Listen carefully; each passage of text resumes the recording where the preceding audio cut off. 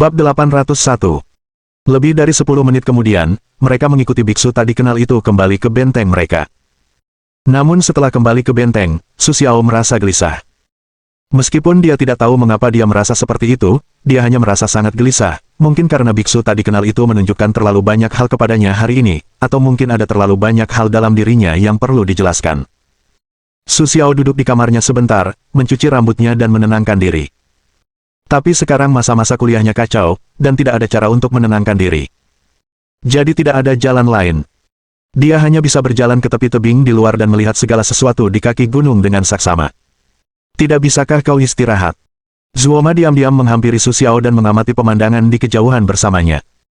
Tapi Su Xiao sekarang tidak tega mengatakan kata-kata ini kepada Zuoma. Pikirannya telah kacau, jadi dia tidak bermaksud mengungkapkan apa yang dipikirkannya sekarang. Melihat Su tersenyum tanpa berkata apa-apa, kemarin tidak ada yang bisa dikatakan, hanya bisa menghela napas, lalu berbalik untuk pergi. Su Xiao tidur tidak nyenyak akhir-akhir ini. Dia selalu merasa ada seseorang yang mengawasinya. Setelah beristirahat semalaman, Su Xiao telah memulihkan sebagian energinya, dan dia dapat terus berkeliaran di benteng mereka, menunggu tugas Zuoma selanjutnya. Sekarang baru pukul 6.30 pagi, Su Xiao sudah bangun. Saat ini, hanya Su Xiao yang aktif di sekitar benteng mereka.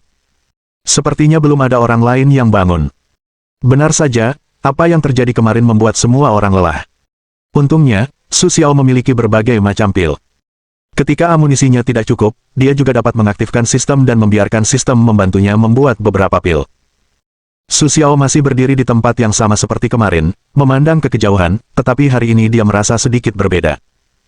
Biasanya, dia seharusnya dapat melihat rumah kecil di desa di bawah, tetapi hari ini, entah apa yang terjadi, dia hanya dapat melihat asap yang tak berujung. Meskipun mendekati musim dingin, kabut di pagi hari tidak begitu tebal sehingga bahkan rumah pun tidak terlihat. Saat ini, Su Xiao tiba-tiba mencium bau yang tidak disukainya. Itu adalah bau darah. Tidak. Desa di kaki gunung itu dalam bahaya. Su Xiao terkejut. Dia berpikir bahwa kalajengking beracun itu lolos begitu saja ketika orang-orang lengah kemarin. Sangat mungkin kalajengking beracun itu memimpin anak buahnya untuk membalas dendam hari ini. Mengingat pengalamannya tanpa senjata kemarin, Su Xiao kembali ke kamarnya hari ini dan mengambil parang hitam. Meskipun ia merasa bahwa ketika parang berada di sisinya, ia selalu bisa menghadapi banyak hal buruk, seperti tidak bisa tidur di malam hari, sering mengalami mimpi buruk, dan melihat beberapa kejadian aneh, tetapi ketika ia bertarung tangan kosong di medan perang, tidak ada yang akan mempedulikan hal-hal itu. Su Xiao mengenakan pakaian tebal, dan parang lebau terikat erat di pinggangnya, lalu berlari kecil menuju desa. Begitu Su Xiao tiba di kaki gunung, ia melihat asap di mana-mana. Jelas sekali seseorang sedang membantai penduduk desa. Sialan. Su tersenyum dan mengendus asap dan darah di sekitarnya. Ia merasa bahwa ia sudah terlambat. Ia berjalan ke dalam asap dan menemukan berbagai macam mayat tergeletak di sekitar, termasuk pria dan wanita, tua dan muda. Bagaimana para bandit ini bisa begitu kejam? Su Xiao terus berjalan maju, tetapi di tengah jalan, ia melihat preman yang pernah berselisih dengannya sebelumnya. Apa yang sebenarnya terjadi? Tepat ketika Su Xiaobai tidak bisa memahaminya, sistemnya tiba-tiba memberinya peringatan. Tidak. Ada serangan mendadak. Dengan senyum tegang, Su dengan cepat mengeluarkan parang hitam di pinggangnya dan menebas punggungnya. Puff! Parang itu membelah kepala pria yang hendak menyerangnya. Parang itu sangat tajam sehingga topeng di wajahnya terbelah menjadi dua. Su Xiao sedikit ragu untuk menghunus parang, tetapi Su Xiao terkejut karena parang hitam di tangannya tidak berlumuran darah. Parang ini benar-benar pertanda buruk, pikir Sue sambil tersenyum. Tetapi pada saat ini, 4 atau 5 orang lain berpakaian hitam dan bertopeng hantu keluar dari kepulan asap dan mengepung Su Xiao. Maafkan aku karena kau berada di tempat yang salah, kata pemimpin berpakaian hitam itu. Pada saat ini, Su Xiao melihat lebih dekat dan menemukan bahwa masing-masing dari mereka mengenakan jubah hitam besar, dan wajah mereka juga mengenakan topeng yang mirip hantu. Tapi Su Xiao tidak takut sekarang. Lagi pula, dia tidak seperti sebelumnya. Kali ini dia sengaja mengeluarkan pedang hitam, dan dia hanya ingin mengambil kesempatan ini untuk mencoba apa yang istimewa dari pedang hitam itu. Dan kelompok orang ini, bagaimanapun penampilan mereka, bukanlah bandit, melainkan lebih seperti organisasi misterius. Kelompok penduduk desa ini tidak ada hubungannya denganmu. Mengapa kau merampas nyawa mereka dengan cara ini? Su Xiao sangat bingung dan ingin bertanya. Alasannya sederhana, karena mereka telah menutupi organisasi yang seharusnya tidak mereka tutupi. Seorang pria berbaju hitam berkata sambil mendekati Su dengan senyum. Itulah mengapa mereka harus mati. Memang benar bahwa ketika Su Xiao pertama kali memasuki desa, setiap penduduk desa memusuhinya. Tetapi setelah bergabung dengan Lohan di belakang Su Xiao, penduduk desa ini menjadi lebih ramah kepada Su Xiao. Terkadang mereka bahkan tidak menginginkan uang Su Xiao untuk membeli barang. Karena penduduk desa ini melindungi organisasi Rohan, mereka harus membunuh mereka semua. Jelas bahwa kelompok orang berbaju hitam ini berasal dari organisasi yang berlawanan. Melihat pakaian mereka, mereka mungkin adalah organisasi hutan hujan yang sering disebut Zuoma. Melihat ekspresi Su Xiao, pemimpin berbaju hitam itu sepertinya telah menebak apa yang dipikirkan Su Xiao, tetapi dia tidak banyak bicara, hanya mengangguk diam-diam. Sekarang aku sudah cukup bicara, saatnya untuk mati. Begitu pemimpin berbaju hitam itu berbalik, seluruh tubuhnya menyerang Su Xiao seperti hantu. Untungnya, Su Xiao memiliki sistem untuk membantunya. Dia sangat peka terhadap apa yang dipegang pria berbaju hitam itu. Benar saja, pria berbaju hitam di sini memegang parang berbentuk sangat aneh. Dalam kepanikan, Su Xiao hanya bisa memegang pedang hitam. Ding! Pada saat ini, terdengar suara gesekan logam. Parang hitam Su Xiao berhasil menangkis serangan pria berbaju hitam itu. Namun, yang mengejutkan Su Xiao, setelah melihat parang Su Xiao, pria berbaju hitam itu menunjukkan ekspresi terkejut, seolah-olah dia melihat sesuatu yang penting. Apa? Tidak ada lagi. Su Xiao mengancam dengan parang. Tak lama kemudian, pemimpin berbaju hitam itu pulih, matanya kembali fokus, meskipun dia mengenakan topeng, Su Xiao masih bisa melihat ekspresi gembiranya. Cepat ambil parang di tangannya. Inilah yang paling diinginkan oleh biksu terkemuka yang tidak dikenal itu. Sekarang Su Xiao menyadari bahwa mereka telah menjara desa, bukan hanya karena desa itu melindungi organisasi Liu Han, tetapi juga karena ada sesuatu yang tersembunyi di desa yang telah mereka cari, tetapi secara bertahap dia tidak menyangka bahwa benda itu adalah parang. Dalam sekejap mata, dua orang berbaju hitam telah menyerang Su Xiao. Masing-masing dari mereka memegang erat parang aneh dengan bentuk yang sama, seolah-olah itu adalah alat persembahan. Su Xiao hanya bisa memegang pedang hitam, sekali lagi menangkis 3 pisau sekaligus. Terdengar suara gemerincing, lengan Su Xiao tiba-tiba mengerahkan kekuatan untuk melemparkan semua parang mereka ke tanah. Dia memutar tubuhnya dan mengayunkan pisau. Cum! Parang Su Xiao langsung menebas leher pria berbaju hitam itu, tetapi dia tidak menyangka bahwa tebasan itu begitu menyakitkan, seolah-olah telah menyerap nyawanya. Dia mulai mengerang kesengsaraan. Setelah beberapa saat, pria itu jatuh ke tanah, dan tubuhnya menyusut dengan cepat, seperti mayat. Namun, ketika dia melihat pemandangan ini, pria berbaju hitam itu tidak ada di sana. Dia tidak merasa terkejut sedikit pun, tetapi sebaliknya, dia menjadi sangat bersemangat. Bangun! Ayo, ambil pisau hitamnya untukku. Ada juga orang-orang yang mulai berteriak. Dengan perintahnya, semakin banyak orang berbaju hitam mulai menyerang Su Xiao. Setiap orang dari mereka memiliki topeng hantu aneh di wajah mereka. Dikombinasikan dengan jubah hitam yang mereka kenakan, itu benar-benar seperti serangan hantu dan dewa yang tak terhitung jumlahnya terhadap Su Xiao. Teknik pedang mereka sangat kacau. Meskipun Su Xiao dibantu oleh sistem dan hampir tidak dapat menghindari sebagian besar serangan, dia telah ditusuk beberapa kali karena kelalaiannya. Melihat Su Xiao perlahan menjadi pasif, pemimpin itu juga tertawa puas, pisau hitam ini mudah didapatkan. Tapi tepat pada saat ini, entah dari mana tiba-tiba beberapa bom asap dilemparkan, berdenting di tengah kerumunan. Puff! Dipenuhi asap, Su Xiao segera diikuti oleh beberapa orang berbaju hitam. Su Xiao dengan cepat memanfaatkan asap untuk bersembunyi di satu sisi dan mulai memeriksa lukanya sendiri. Meskipun dia memiliki sistem untuk membantu, lukanya nyata dan menyebabkan banyak rasa sakit pada Su Xiao, dan dia tidak tahu apa yang terjadi. Sepertinya pedang khusus yang dipegang oleh orang-orang berbaju hitam itu semuanya memiliki struktur khusus. Setelah ditusuk pisau Su Xiaozong, dia terus berdarah. Tak lama kemudian asap menghilang dan dua sosok muncul di dalam asap. Kedua orang ini bukan orang lain. Mereka seperti Zuoma. Tampaknya mereka telah menyadari ada sesuatu yang salah dengan desa di kaki gunung. Jadi mereka segera datang untuk memberikan bantuan. Sue, apakah kau baik-baik saja? Tanya Zuoma dengan penuh perhatian. Meskipun Su Xiao sedikit terluka sekarang, dia masih harus berdiri. Aku tidak ada urusan. Kau bertahan dulu. Aku akan membalut lukamu dulu. Aku akan menyusulmu nanti. Sebelum kata-kata Su Xiao selesai, Zuo masih beruang Grizzly telah berdiri bersama sekelompok orang berpakaian hitam. Tampaknya parang ini benar-benar penting bagi organisasi hutan hujan, sehingga mereka harus bersaing dengan Su Xiao dengan segala cara. Bab 802. Di desa yang dipenuhi asap dan mayat, sekelompok orang bertempur di alun-alun di tengahnya. Meskipun masing-masing dari mereka bukan orang biasa, pertempuran berlangsung lama. Di satu sisi ada orang-orang berbaju hitam yang dikirim oleh kelompok hutan hujan. Mereka hanya ingin merebut parang hitam dari Su Xiao, sementara di sisi lain ada beruang grizzly dan Zuoma yang termasuk dalam kelompok Rohan. Ding-ding. Su Xiao, saat mereka bergulat, dengan cepat menelan beberapa pil, mempercepat penyembuhan lukanya, sekaligus meningkatkan kecepatannya. Setelah beberapa saat, angin kencang bertiup, dan Su Xiao muncul kembali di medan perang. Saat ini, dia bukan lagi orang biasa, tetapi juga tampak seperti hantu yang kembali dari neraka. Cum! Kilatan cahaya pisau, kepala seorang pria berbaju hitam terpisah dari tubuhnya, kepala itu jatuh ke tanah, topengnya juga jatuh ke samping, tetapi ekspresinya masih tak percaya. Apa? Pemimpin berbaju hitam tidak percaya dengan apa yang dilihatnya. Beberapa menit yang lalu, Su Xiao masih seorang pria biasa yang dipukuli oleh mereka. Bagaimana dia bisa tiba-tiba menjadi begitu cepat sekarang? Sekarang bukan hanya dia yang sendirian, tetapi Zuoma dan beruang grizzly, yang telah bertarung dengan Su Xiao sepanjang waktu, juga terkejut. Tetapi Su Xiao tidak berhenti.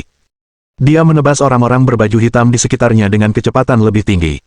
Kau cepat sekali memulai, bagaimana bisa kau semua? Sue tertawa dan berteriak. Kalimat ini jelas merupakan pengingat bagi kedua belah pihak, sehingga Zuoma, si beruang grizzly, dan orang-orang berkulit hitam terlibat dalam perkelahian. Namun kini Zuoma mendapat bantuan Su Xiao, dan orang-orang berkulit hitam sama sekali tidak mendapat keuntungan. Dalam waktu singkat, mereka menjatuhkan beberapa mayat, melemparkan bom kilat ke tanah, lalu menghilang. Melihat mereka dipukul mundur, Zuoma merasa lega. Saat ini, Su Xiao muncul di sampingnya, tetapi berbeda dengan Zuoma, Su Xiao sudah berlumuran darah, entah sudah membeku atau belum. Kurasa mereka adalah apa yang kau sebut organisasi hutan hujan, kan? Su Xiao juga merasa lega, tetapi melihat mereka menghilang, Su Xiao masih takut. Jika Zuoma si beruang grizzly tidak keluar untuk membantunya barusan, Su Xiao mungkin sudah menjadi hantu mereka. Ya, mereka adalah organisasi bahasa yang telah berjuang melawan para biksu terkemuka tanpa nama selama bertahun-tahun. Aku tidak menyangka kekuatan mereka tidak akan berkurang sama sekali, tetapi sulit untuk mengatakan hal yang sama tentang para biksu terkemuka tanpa nama itu. Kata Zuoma, sambil merasa khawatir. Saat ini, beruang grizzly di sebelahnya juga memandang Su Xiao dengan pandangan baru. Ia berpikir Su Xiao tidak sekuat dirinya, dan kekuatannya pasti lebih buruk darinya, tetapi penampilan hari ini jauh melampaui harapannya. Apakah kau baru saja menunjukkan kekuatanmu yang sebenarnya? Tanya beruang grizzly. Tetapi Su Xiao tidak memperhatikannya. Ia hanya menggelengkan kepalanya dan mulai mencari korban selamat di sekitarnya. Simpan uangnya. Tidak ada orang yang masih hidup. Ekspresi Zuoma menjadi sedih. Organisasi hutan hujan selalu kejam. Selama mereka ingin memusnahkan sebuah desa, pasti tidak ada orang yang masih hidup di desa itu. Sambil mengatakan ini, Zuoma tak kuasa menahan air mata yang menetes dari sudut matanya. Sudah lama sekali. Biksu tak dikenal itu sudah berada di begitu banyak desa, tetapi situasinya belum membaik. Su Xiao sekarang tahu bahwa Zuoma telah melakukan perjalanan ke beberapa desa bersama organisasi hutan hujan sebelumnya, tetapi semua desa yang mereka singgahi dibantai oleh organisasi hutan hujan. Perilaku organisasi hutan hujan seperti ini juga untuk memberi peringatan kepada desa-desa yang berani menerima organisasi Arhat. Seiring waktu, hanya sedikit desa yang berani menerima masuknya organisasi Arhat. Kupikir ketika aku sampai di tempat ini, mereka tidak akan datang. Biksu tak dikenal itu memblokir berita dengan sangat ketat, tetapi aku tidak menyangka mereka akhirnya menemukan biksu tak dikenal itu. Zuoma berkata dengan sangat bingung. Kurasa satu-satunya orang yang dapat mengungkapkan keberadaan biksu tak dikenal itu adalah biksu tak dikenal itu sendiri. Beruang grizzly juga berkata dengan sangat aneh. Meskipun beruang grizzly tidak menyebutkan siapa orangnya, matanya tertuju pada Su Xiao dan dia tertawa. Tetapi Su Xiao memahami perilaku mereka. Bagaimanapun, bagi mereka, Su Xiao hanyalah orang luar dan seseorang yang baru saja bergabung dengan organisasi mereka. Mereka punya alasan kuat untuk meragukan Su Xiao. Beruang grizzly, jangan lakukan itu.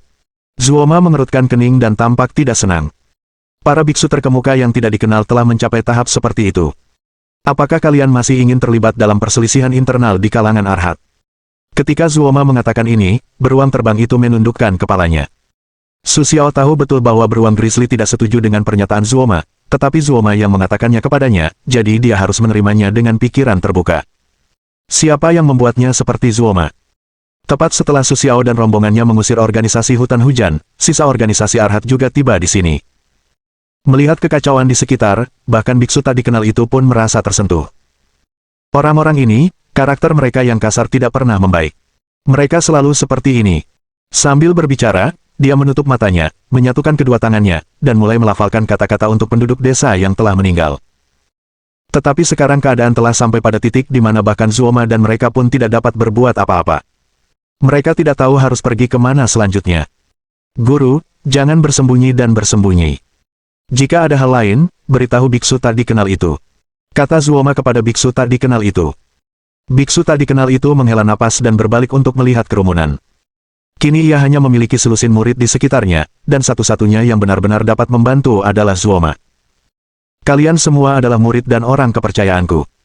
Aku hanya bisa memberitahu kalian lokasi tempat terakhir ini. Biksu tak dikenal itu menghela napas. Ia dan murid-murid lainnya membantu kelompok penduduk desa ini untuk melewati rintangan. Kemudian ia mengorganisir orang lain untuk memindahkan barang-barang di benteng mereka. Setelah mengucapkan selamat tinggal kepada desa di tengah alun-alun ini, mereka berbaris menuju gunung lain. Ketika mereka hendak pergi, mereka melihat kembali desa yang terbakar tadi malam. Ayo pergi. Jangan bernostalgia. Jika biksu terkemuka tak dikenal itu benar-benar dapat membalaskan dendam mereka di masa depan, ia pasti akan kembali. Beruang Grizzly tidak tahan melihat ekspresi Zuoma, jadi ia hanya bisa menghiburnya. Namun, jelas bahwa penghiburan terbaik pun tidak berguna dalam situasi seperti ini, dan sekarang organisasi Rohan sedang mengalami kemunduran. Kemana mereka harus pergi? Bagaimana masa depan Rohan? Aku khawatir satu-satunya orang yang dapat memberikan jawaban ini adalah biksu terkemuka tanpa nama itu. Kerumunan mulai berkelmeandering di sepanjang jalan setapak yang berkelok-kelok, tetapi mereka tidak tahu bahwa mereka telah menjadi target organisasi hutan hujan. Ternyata setelah mundur, kelompok orang-orang berbaju hitam tidak segera meninggalkan pangkalan. Mereka tahu betul bahwa sekarang mereka telah memuntahkan semua desa, jadi organisasi Rohan pasti akan bergerak. Sekarang selama mereka mengikuti organisasi Rohan dengan tenang, mereka akan dapat mengetahui di mana benteng mereka selanjutnya. Beberapa orang berbaju hitam telah kembali untuk mengatakan yang sebenarnya terlebih dahulu, hanya segelintir orang kepercayaan dan pemimpin berbaju hitam yang masih diam-diam mengikuti biksu tak dikenal itu. Memanfaatkan kesempatan untuk berjalan-jalan, Su Xiao juga berbicara dengan biksu tak dikenal itu. Bagaimanapun, dia belum melupakan tugas yang diberikan kepadanya oleh Zhang Xiaofeng. Halo, Guru. Su Xiao berjalan lebih dulu dan membungkuk kepada biksu tak dikenal itu. Kurasa kau pasti memanggilku, bukan? Biksu tak dikenal itu tidak memandang Su Xiao. Dia hanya berkata kepada Su Xiao sambil berjalan. Su menghela napas sambil tersenyum. Sepertinya kemampuannya untuk menyembunyikan kebenaran tidak ada di rumah. Dia dengan mudah terbongkar oleh biksu tak dikenal itu. Ya, aku memang memanggilmu, dan itu salah satu alasan aku bergabung dengan Rohan. Karena tak bisa menyembunyikan apapun, Su Xiao hanya bisa mengatakan yang sebenarnya. Orang-orang yang bergabung dengan Lohanzu memiliki tujuan mereka sendiri, yang aku tahu betul. Bagaimanapun, manusia adalah makhluk yang berorientasi pada keuntungan, jadi aku tidak keberatan dengan ini. Selama itu bukan sesuatu yang berbahaya, aku bersedia membantu. Su menghela napas sambil tersenyum dan mulai berbicara dengan biksu tak dikenal itu. Saat aku baru masuk ke sini, seorang temanku diserang dan tewas oleh bandit. Keluarganya membuat bahan obat di daratan. Sebelum meninggal, dia menyuruhku menemuimu untuk mengobati orang tuanya. Mendengar perkataan sang guru, biksu tak dikenal itu masih memiliki beberapa ketertarikan. Sekarang keterampilan medis sudah sangat maju dan ada begitu banyak obat, mengapa aku harus datang jauh-jauh hanya untuk meminta seorang biksu tua sepertiku mengobati orang tuanya? Benar saja, apa yang dipikirkan biksu tak dikenal itu sama dengan apa yang dipikirkan Su Xiao di awal. Karena aku baru tahu kemudian bahwa orang tua temanku tidak memiliki penyakit aneh. Mereka diracuni. Tak disangka mendengar dua kata itu, biksu tak dikenal itu tak kuasa menahan rasa merinding. Racun. Aku sudah lama tidak mendengar tentang hal ini. Terakhir kali aku mendengar tentang hal-hal ini, aku belum menjadi biksu. Aku tidak menyangka mereka akan menggunakan hal semacam ini untuk menyakiti orang lagi hanya dalam 10 tahun. Perlu dicatat bahwa Su Xiao tidak mengerti itu. Siapa yang kau bicarakan? Aku tidak merasa seperti orang hutan hujan. Tapi biksu tak dikenal itu tidak tahu. Dia juga menggelengkan kepalanya. Aku juga mendengar Tu mengatakan bahwa ada sekelompok orang yang mahir menggunakan racun dan kutukan. Tidak ada yang tahu dari mana mereka mempelajari keterampilan ini. Tapi mereka seperti jiwa-jiwa pengembara. Selama harganya wajar, mereka dapat membantumu membunuh atau melukai siapapun. Terlebih lagi, Proses ini tampaknya terjadi secara alami, dan tidak ada yang dapat mengetahui bahwa mereka buatan manusia. Mendengar ini, bahkan Su Xiao pun tak kuasa menahan napas. Meskipun ia pernah mendengar tentang kelompok kesepian sebelumnya, ini adalah pertama kalinya Su Xiao mendengar tentang kelompok yang terorganisir dan disiplin seperti itu. Bab 803. Di jalan pegunungan yang berkelok-kelok, Su Xiao dan rombongannya berjalan perlahan. Hari sudah hampir gelap, tetapi mereka tidak tahu seberapa jauh mereka dari tujuan mereka. Tempat terakhir ini adalah benteng terakhir Wuming. Ketika masih menjadi biksu di tahun-tahun awalnya, ia sering berlatih sendirian di sana. Biksu yang tidak dikenal itu menamainya Gunung Lianhua. Mendengar nama yang tulus ini, Su Xiao memikirkan banyak tempat dengan nuansa Zen di benaknya, tetapi biksu yang tidak dikenal itu tidak menyebutkan seperti apa tempat itu. Sekarang mereka, sekelompok orang, telah membentuk barisan panjang di jalan pegunungan yang berkelok-kelok. Zuoma dan beruang Grizzly bertanggung jawab untuk mempertahankan bagian belakang mereka. Pei Feng dan Anan berjalan di tengah tim untuk mengawasi para murid biasa dan membuat mereka berjalan lebih cepat. Sekarang mereka telah berjalan di atas salju selama beberapa jam, tetapi mereka masih belum menemukan dua orang berpakaian hitam yang diam-diam mengikuti mereka. Sekarang mereka telah memberitahu pemimpin hutan hujan tentang keberadaan biksu yang tidak dikenal dan rombongannya. Segera gelombang pertama bala bantuan akan tiba, dan perang besar akan segera terjadi.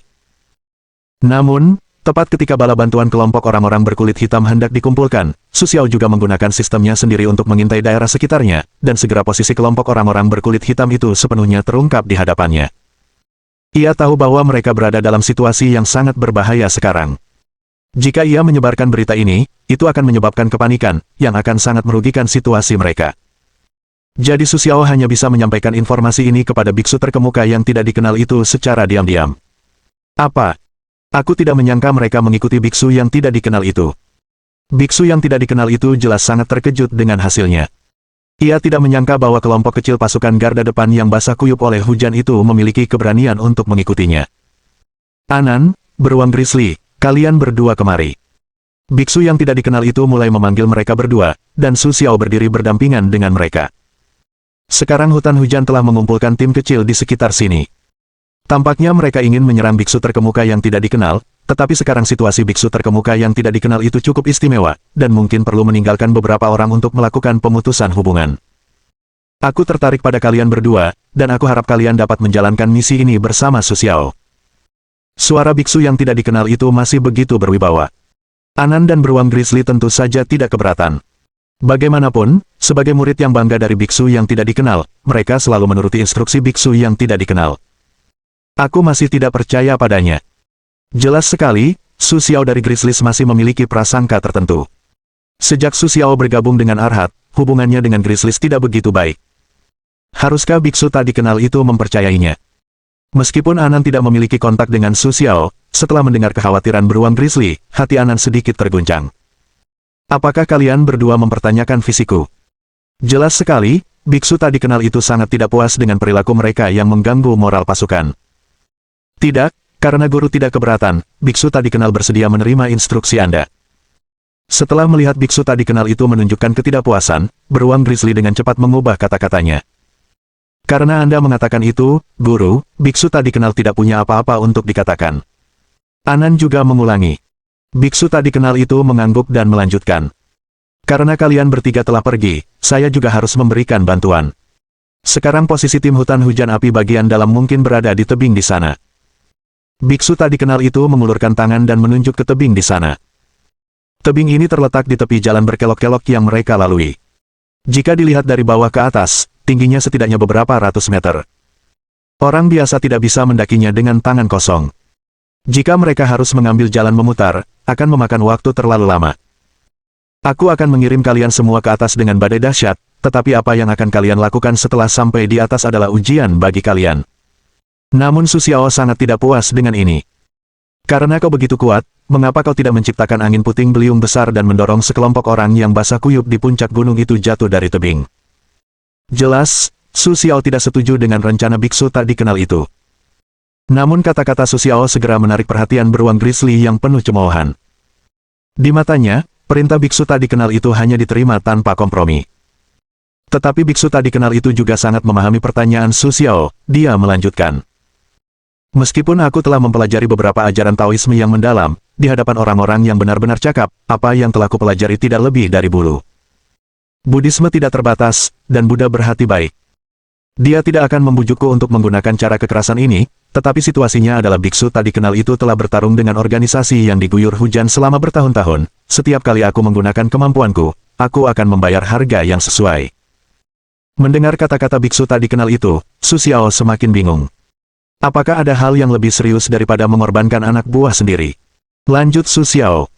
Setelah mendengarkan kata-kata Su Xiao, biksu yang tidak dikenal itu hanya tersenyum tipis. Setiap kali aku menggunakan kemampuanku, aku akan mengucapkan Zuoyang, tetapi aku tidak tahu berapa banyak nyawa yang akan hilang. Itulah mengapa aku menua begitu cepat. Jika aku membunuh terlalu banyak orang dengan kemampuan ini, aku takut Tuhan akan menghukumku lebih berat. Mendengar ini, Su Xiaocai tiba-tiba menyadari. Benar saja, tidak ada seorang pun yang mampu menanggung harga semahal itu di dunia ini.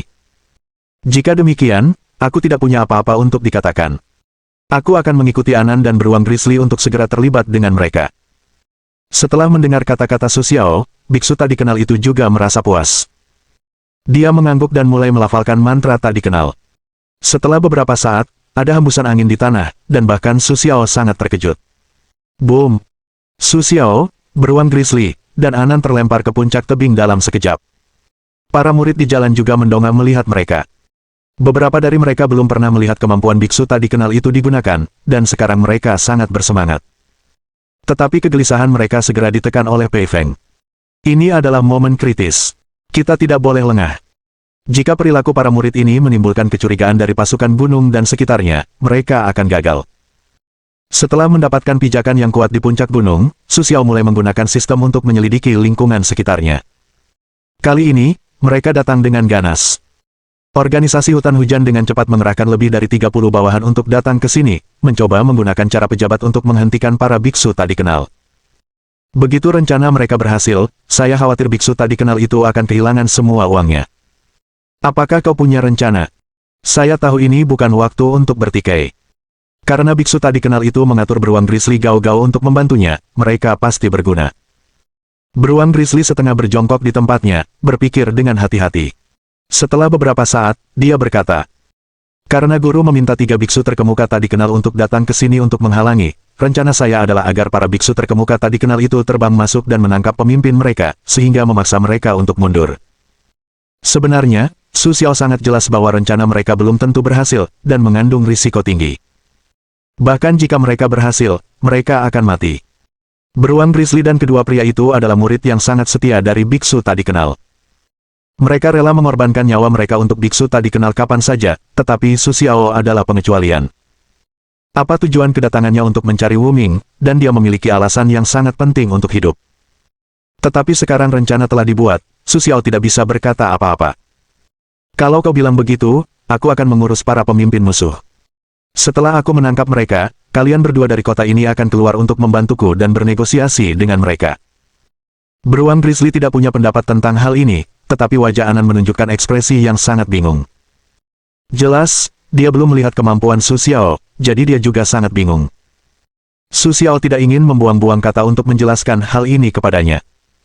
Sementara mereka tidak memperhatikan, Su Xiao diam-diam mengeluarkan Sensing dan Senli dan dari pakaiannya. Setelah meminum kedua pil itu, Su Xiao merasa tubuhnya sedikit berubah. Angin sepoi-sepoi bertiup perlahan di tubuhnya, dan darahnya menjadi sangat deras karena efek pil Senli. Seluruh tubuhnya tampak penuh dengan kekuatan. Boom! Hembusan angin melesat, dan Su Xiao telah berubah menjadi bayangan dan berlari kencang menuju perkemahan organisasi hutan hujan. Setelah beberapa saat, terdengar sedikit ratapan di perkemahan organisasi hutan hujan, dan segera ratapan itu berhenti. Saat beruang Grizzly dan Anan sama-sama tidak tahu apakah Su Xiao masih hidup atau sudah mati, Su Xiao sudah berlari kencang ke arah mereka diterpa angin kencang. Beruang Grizzly memperhatikan bahwa Su Xiao masih memegang seseorang di tangannya. Apakah orang ini pemimpin mereka? Anan sangat bingung. Su Xiao juga sangat senang. Jika dia belum pernah berurusan dengan mereka sebelumnya, di antara lebih dari 30 orang, Su Xiao benar-benar sulit untuk mengetahui siapa pemimpin mereka.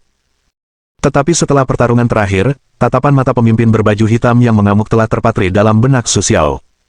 Lepaskan aku. Di sini, pria berbaju hitam tampaknya baru saja bereaksi. Dia mulai meronta-ronta dengan ganas di tangan Su Xiao. Tetapi bagaimana mungkin Su Xiao memberinya kesempatan untuk meronta? Dia memukul pria berbaju hitam itu dengan keras. Pada saat ini, orang-orang berbaju hitam lainnya juga datang satu demi satu. Mereka mengepung Su Xiao di tengah. Beruang Grizzly dan Anan juga mengeluarkan pedang di punggung mereka dan menghadapi mereka. Jangan bergerak, jika kau berani bertindak gegabah, kau akan mati. Beruang Grizzly itu menggeram ke arah mereka. Meskipun Su Xiao terisolasi, dia harus mengakui bahwa suara beruang Grizzly sangat menakutkan. Kelompok orang berbaju hitam, yang diteriaki oleh beruang Grizzly, bahkan mundur dan tidak berani melangkah maju. Di sisi lain, Anan dengan cermat mengamati posisi masing-masing dari mereka, sehingga ketika seseorang berani menyerang secara gegabah, dia dapat dihentikan pada saat pertama. Bab 804. Su Xiao masih berhadapan dengan kelompok orang berbaju hitam ini, tetapi situasinya tidak menguntungkan bagi mereka. Meskipun situasi saat ini masih mengancam, Su Xiao juga sangat memahami gaya orang-orang berbaju hitam ini. Jika terjadi sesuatu yang tidak beres, mereka cenderung langsung menyerang, tanpa mempedulikan hidup atau mati kapten mereka. Grizzly juga berdoa dalam hatinya agar biksu yang tidak dikenal itu, tim mereka, dapat segera pergi. Saat ini, suasana di kedua belah pihak sangat tegang. Untungnya, beruang Grizzly bertindak sebagai penghalang, sehingga tidak ada yang berani melangkah maju. Karena tanpa pemimpin, tindakan mereka akan sia-sia. Melalui perilaku mereka, Su Xiao menilai bahwa organisasi hutan hujan seharusnya merupakan anggota struktur hierarki, sehingga kelompok orang berbaju hitam ini tidak berani melakukan sesuatu yang ekstrim. Tetapi pada saat ini, Su Xiao memperhatikan sesuatu yang berbeda, dan sistemnya mulai berbunyi alarm dengan hebat. Hosh! Sebuah pisau lempar terbang lurus ke arah tubuh Su Xiao. Su Xiao dengan cepat menundukkan kepalanya, hanya untuk menemukan bahwa bukan dia yang menjadi sasaran pisau lempar itu, melainkan pemimpin pria berjubah hitam di tangannya. Klik! Kepala pemimpin pria berjubah hitam itu langsung terpenggal oleh pisau lempar tersebut. Su Xiao terkejut. Tampaknya orang yang menggunakan pisau lempar itu pasti kejam dan bengis, dan mungkin ada kekuatan khusus di tubuhnya, seperti biksu tadi kenal itu. Boom! Badai tiba-tiba datang di depan mereka, dan mereka segera menjadi gila. Seorang pria dingin berjubah hitam berdiri di depan mereka. Tak disangka, begitu pria itu muncul, semua orang berjubah hitam di belakangnya berlutut dan berteriak padanya. Yang mulia adalah Tuan. Apa? Beruang Grizzly terkejut. Dia tidak menyangka bahwa pemimpin hutan hujan yang bertanggung jawab atas operasi ini. Tampaknya dia telah mengawasi mereka dalam kegelapan sebelumnya, tetapi sekarang tampaknya situasinya terlalu serius. Apa yang kau lakukan? Sekarang mereka tidak punya keripik lagi. Cepat ambil semuanya sekaligus. Teriak pemimpin hutan hujan, dan sekelompok orang berpakaian hitam di belakangnya siap menyerbu untuk membunuh Su Xiaoren. Tunggu. Meskipun Su Xiao tidak punya cara untuk mengancam mereka, dia tahu bahwa parang hitam yang dibawanya sangat penting bagi pemimpin itu. Awalnya, dia tidak ingin menunjukkan parang di depan semua orang, tetapi sekarang situasi memaksa Su Xiao untuk tidak punya pilihan lain. Dia mengeluarkan parang hitam di pinggangnya dan mengangkatnya ke atas, yang sangat mencolok. Jika kau berani bertindak gegabah lagi, aku akan menghancurkan parang ini. Sue tertawa dan berteriak. Benar saja, Su Xiao berhasil menakut-nakuti semua orang yang hadir. Tampaknya parang ini benar-benar benda yang sangat penting bagi pemimpin hutan hujan, tetapi Su Xiao tidak tahu apa gunanya. Dasar bajingan. Pemimpin hutan hujan terkejut ketika melihat bahwa masih ada tikungan di sini. Dia tidak percaya apa yang telah dia cari sepanjang hidupnya. Sekarang dia ditahan oleh Su Xiao. Kau memaksaku. Sekarang mundur dan jangan bertindak gegabah. Mendengar ini, pemimpin hutan hujan tidak punya pilihan selain melambaikan tangannya kepada sekelompok orang berbaju hitam di belakangnya. Dengan cara ini, dia kehilangan kesempatan untuk membawa biksu tak dikenal itu ke pengadilan, yang membuat pemimpin yang basah kuyup oleh hujan itu sangat tidak senang. Pada saat yang sama, setelah melihat pisau hitam itu, baik beruang Grizzly maupun keduanya menunjukkan ekspresi yang sangat terkejut. Tetapi dipaksa oleh situasi saat ini, aku tidak mudah untuk memilih, hanya bisa memaksa mereka bersama Su Xiao. Sekarang berikan parang ini padaku, dan aku akan segera mundur. Aku tidak akan berurusan denganmu lagi. Pemimpin hutan hujan pertama kali menyarankan. Tapi bagaimana Su Xiao bisa mempercayainya? Melihat Su Xiao tidak mau berdiri dengan parang saat ini, pemimpin hutan hujan menggertakkan giginya karena marah, tetapi sekarang tidak ada cara untuk memaksa Su Xiao, jadi dia hanya bisa berdiri di tempat yang sama dan terus mengganggu Su Xiao. Sekarang kau berani berkelahi dengan biksu yang tidak dikenal. Haruskah kau memperkenalkan diri dulu? Mata Sue yang tersenyum tertuju pada pemimpin hutan hujan. Ini adalah pertama kalinya pemimpin hutan hujan melihat seseorang berani berbicara kepadanya seperti ini. Dia sangat marah hingga wajahnya membiru. Tapi sekarang semakin marah dia, semakin tenang dia. Kau bisa memanggilku tidak sengaja, dan aku akan menggunakan cara dan tindakan nyataku sendiri untuk membuatmu mengingat nama ini seumur hidupmu.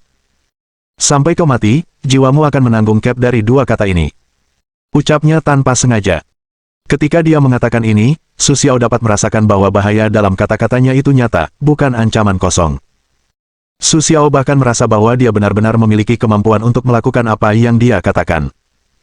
Tetapi sekarang, semakin Su Xiao takut, semakin dia harus memaksa dirinya untuk tenang. Lalu apa gunanya pedang hitam di tanganku ini?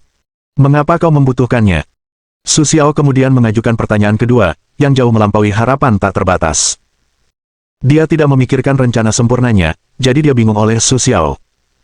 Sekarang tim biksu tak dikenal itu semakin menjauh dari mereka. Sangat sulit untuk mengejar mereka. Jadi dia tidak berniat untuk berkonfrontasi dengan Su Xiao di sini. Jika konfrontasi hari ini bisa membuatnya mendapatkan botol parang ini, itu juga langkah yang bagus. Penjahat sepertimu tidak berhak mengetahui fungsinya, dan aku sarankan kau untuk menjauhkan tangan kotormu darinya. Tanpa disengaja, dia masih berbicara kepada Su Xiao dengan nada mengancam. Tetapi Su Xiao tahu bahwa semakin dia menekan, semakin dia tidak bisa melepaskannya. Ini hanya konfrontasi, ujian kesabaran dan hati. Jelas, Anan, yang hatinya sangat rapuh, tidak dapat menahan diri. Begitu dia berpikir bahwa dia akan terbunuh tanpa sengaja dalam waktu dekat, dia mulai gemetar. Beruang grizzly yang berdiri di sebelahnya, saat ini, juga tidak memiliki momentum seperti di awal, seolah-olah keduanya terbunuh tanpa sengaja, tetapi Su Xiao masih enggan melepaskan kemungkinan terbunuh tanpa sengaja. Kau yakin ingin mendorong hasil akhirnya ke jurang maut?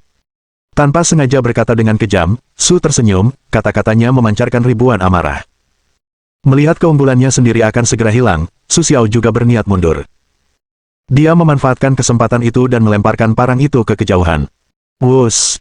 Parang hitam itu terbang seperti anak panah dari kegelapan. Bahkan tanpa diduga, Su Xiao akan melakukannya. Pada saat parang hitam itu terlempar, hembusan angin lain kembali menerpa dan dengan cepat membawa Su Xiao dan yang lainnya menjauh dari tebing. Tak lama kemudian angin itu mereda lagi. Ketika Su Xiao membuka matanya lagi, mereka sudah berdiri di depan biksu yang tidak dikenal itu. Mereka sekarang berada di sebuah gua terpencil, yang sangat sunyi dan penuh cahaya. Murid-murid lain sibuk di dalam gua.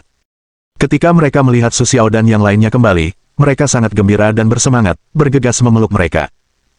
Beruang grizzly dan Anan disambut hangat oleh yang lain, tetapi Su Xiao tidak peduli. Namun, semua ini masih di mata biksu tak dikenal itu, atau biksu tak dikenal itu sangat yakin, kali ini mereka bisa lolos, berkat Su Xiao. Ayo, biksu tak dikenal, mari kita bicara. Ketika perhatian semua orang teralihkan, biksu tak dikenal itu dengan lembut menyemangati Su Xiao dan mengajak Su Xiao keluar dari gua. Gua ini juga berada di puncak tebing, dan ada tebing di kiri dan kanan, sehingga hampir tidak ada jalan untuk mendaki. Jika biksu tak dikenal itu tidak menggunakan kekuatan sihirnya untuk mengirim semua orang ke dalam gua, dia pasti telah meninggalkan pintu rahasia di suatu tempat. Apakah kamu tahu asal-usul pedang hitam itu? Sue menggelengkan kepalanya sambil tersenyum. Biksu tanpa nama itu menghela napas seolah teringat sesuatu yang buruk. Ternyata, sejak masih muda, biksu tak dikenal itu dan Wu Xin adalah teman baik. Apa yang mereka lakukan di awal tidak berbeda dengan bandit lainnya. Mereka membentuk geng untuk merampok desa, dan melakukan berbagai macam kejahatan, seperti membakar, membunuh, dan menjarah. Hanya saja, biksu tak dikenal itu mulai mengingat masa lalunya ketika sudah tua, dan merasa menyesal atas apa yang telah dilakukannya di awal. Jadi, ia bertemu dengan tetua organisasi Rohan terakhir secara kebetulan. Setelah panggilan teleponnya, ia menjadi biksu, dan telah berpegang teguh pada keinginannya untuk membantu rakyat jelata Shizuo, untuk membersihkan kejahatan yang dilakukannya di masa muda. Namun, perilaku biksu tak dikenal ini telah menimbulkan ketidakpuasan yang tak berkesudahan. Ia tidak bermaksud berpikir bahwa orang tidak dapat melupakan akar mereka. Bahkan jika mereka tidak melakukannya sebelumnya, itu adalah pengalaman mereka sendiri. Ia tidak percaya bahwa mereka dapat menghilangkan rasa bersalah mereka dengan melakukan perbuatan baik. Alasan mengapa biksu tak dikenal itu menyembunyikan namanya adalah untuk menjaga agar masa lalunya tidak diketahui orang lain. Sejak saat itu, ia mulai berpikir bahwa biksu tak dikenal itu adalah orang munafik. Setelah beberapa kali percakapan yang tidak berhasil, hubungan mereka akhirnya putus. Untuk membalas dendam kepada biksu tak dikenal itu, ia juga bergabung dengan organisasi yang sesuai dengan Arhat. Bertahun-tahun setelah itu, kedua pihak saling bertarung selama ribuan tahun. Namun, kekuatan organisasi hutan hujan menjadi semakin kuat. Pengalamannya sebelumnya sebagai bandit membuatnya menjadi pemimpin sekte tersebut. Ia menculik dan mengancam untuk membentuk aliansi. Jika Rohan adalah santo pelindung rakyat jelata, maka hutan hujan adalah santo pelindung para bandit dan perampok, dan organisasi hutan hujan juga mengikuti sekelompok bandit untuk membuat perjanjian dengan para perampok, yang merupakan salah satu alasan mengapa kekuatan mereka jauh melebihi Rohan. Namun, biksu tak dikenal itu tidak melakukan hal yang sama untuk waktu yang lama. Ia berpikir bahwa memaksa kehendak seseorang bukanlah hal yang terpuji. Ia selalu berharap untuk mengajak orang-orang yang benar-benar berwawasan untuk bergabung dengan organisasi Arhat dengan kebaikan dan pencerahannya. Namun di tempat seperti itu, hampir tidak mungkin untuk mengetahui berapa banyak orang yang dapat bergabung dengan biksu terkemuka tanpa nama itu, karena berisiko dikejar oleh organisasi hujan. Akibatnya, malam Lohanzu, biksu terkemuka tanpa nama itu, secara bertahap mengalami kemunduran dan akhirnya mencapai tahap saat ini. Bab 805. Setelah mendengarkan kisah biksu tak dikenal itu, Su Xiao pun berpikir. Memang benar bahwa terkadang orang harus bertindak sesuai kepentingan mereka, atau mereka harus bertobat atas masa lalu mereka tepat waktu seperti biksu terkemuka tanpa nama itu, dan secara aktif mengambil tindakan nyata untuk menebus kejahatan yang mereka lakukan sebelumnya. Tetapi setelah berpikir lama, Su Xiao masih belum mendapatkan jawabannya. Bagaimanapun, ada masalah dalam perilaku kedua belah pihak, atau mungkin tidak ada masalah sama sekali. Di pihak biksu tak dikenal itu, wajar jika ia menghentikan kerugian tepat waktu dan menebus kejahatan masa lalunya dengan caranya sendiri. Namun, harus dikatakan bahwa biksu tak dikenal itu juga mengandung sedikit sifat egois, yang membuktikan dari sisi lain bahwa biksu tak dikenal itu sama sekali tidak berani menghadapi masa lalunya yang kelam. Hal itu dapat dilihat dari anonimitasnya. Meskipun metode yang dilakukannya secara tidak sengaja masih berbahaya, apa yang dilakukannya benar-benar demi orang-orang di sekitarnya. Selain itu, sebelumnya ia berulang kali ingin mengatakan kepada biksu tak dikenal itu, jangan keras kepala, orang tidak membunuh untuk diri mereka sendiri. Tetapi biksu tak dikenal itu bertekad untuk menempuh jalannya sendiri untuk mengisi kekosongan di hatinya, dapat dikatakan bahwa sebelum kedua belah pihak membuat keputusan ini, semuanya egois. Hanya saja alasan biksu terkemuka tak dikenal itu tampaknya lebih bermartabat. Beberapa aktor yang tidak disengaja biasanya tidak dapat diterima oleh publik. Tentang pengalaman kurva hitam ini, biksu tak dikenal itu juga menceritakannya kepada Su Xiao kemudian. Ternyata biksu terkemuka tak dikenal dan yang tidak disengaja itu bersama-sama mengumpulkan sekelompok besar bandit. Mereka menduduki gunung sebagai raja dan mulai melakukan berbagai macam kejahatan. Perampokan makam juga merupakan salah satu hal favorit mereka. Tak seorang pun bisa menolak perasaan mencari harta karun sepanjang jalan, dan parang hitam ini adalah hadiah pertama yang mereka dapatkan, artinya, parang hitam ini berasal dari seorang pria kuno. Tetapi tidak ada yang tahu di baliknya. Karena kekurangan uang, biksu terkemuka dan sekelompok bandit tak sengaja menjual parang ini. Setelah itu, parang tersebut beredar di daerah sekitarnya, tetapi tidak ada yang tahu keberadaannya. Setelah tidak ada yang bergabung dengan organisasi hutan hujan, ia menemukan bahwa parang hitam ini sebenarnya adalah benda suci organisasi hutan hujan. Tetapi apa fungsi spesifik dari benda ini? Bahkan biksu terkemuka yang tak bernama itu pun tidak begitu jelas, mungkin jawaban ini hanya bisa diberikan oleh orang yang tak dikenal.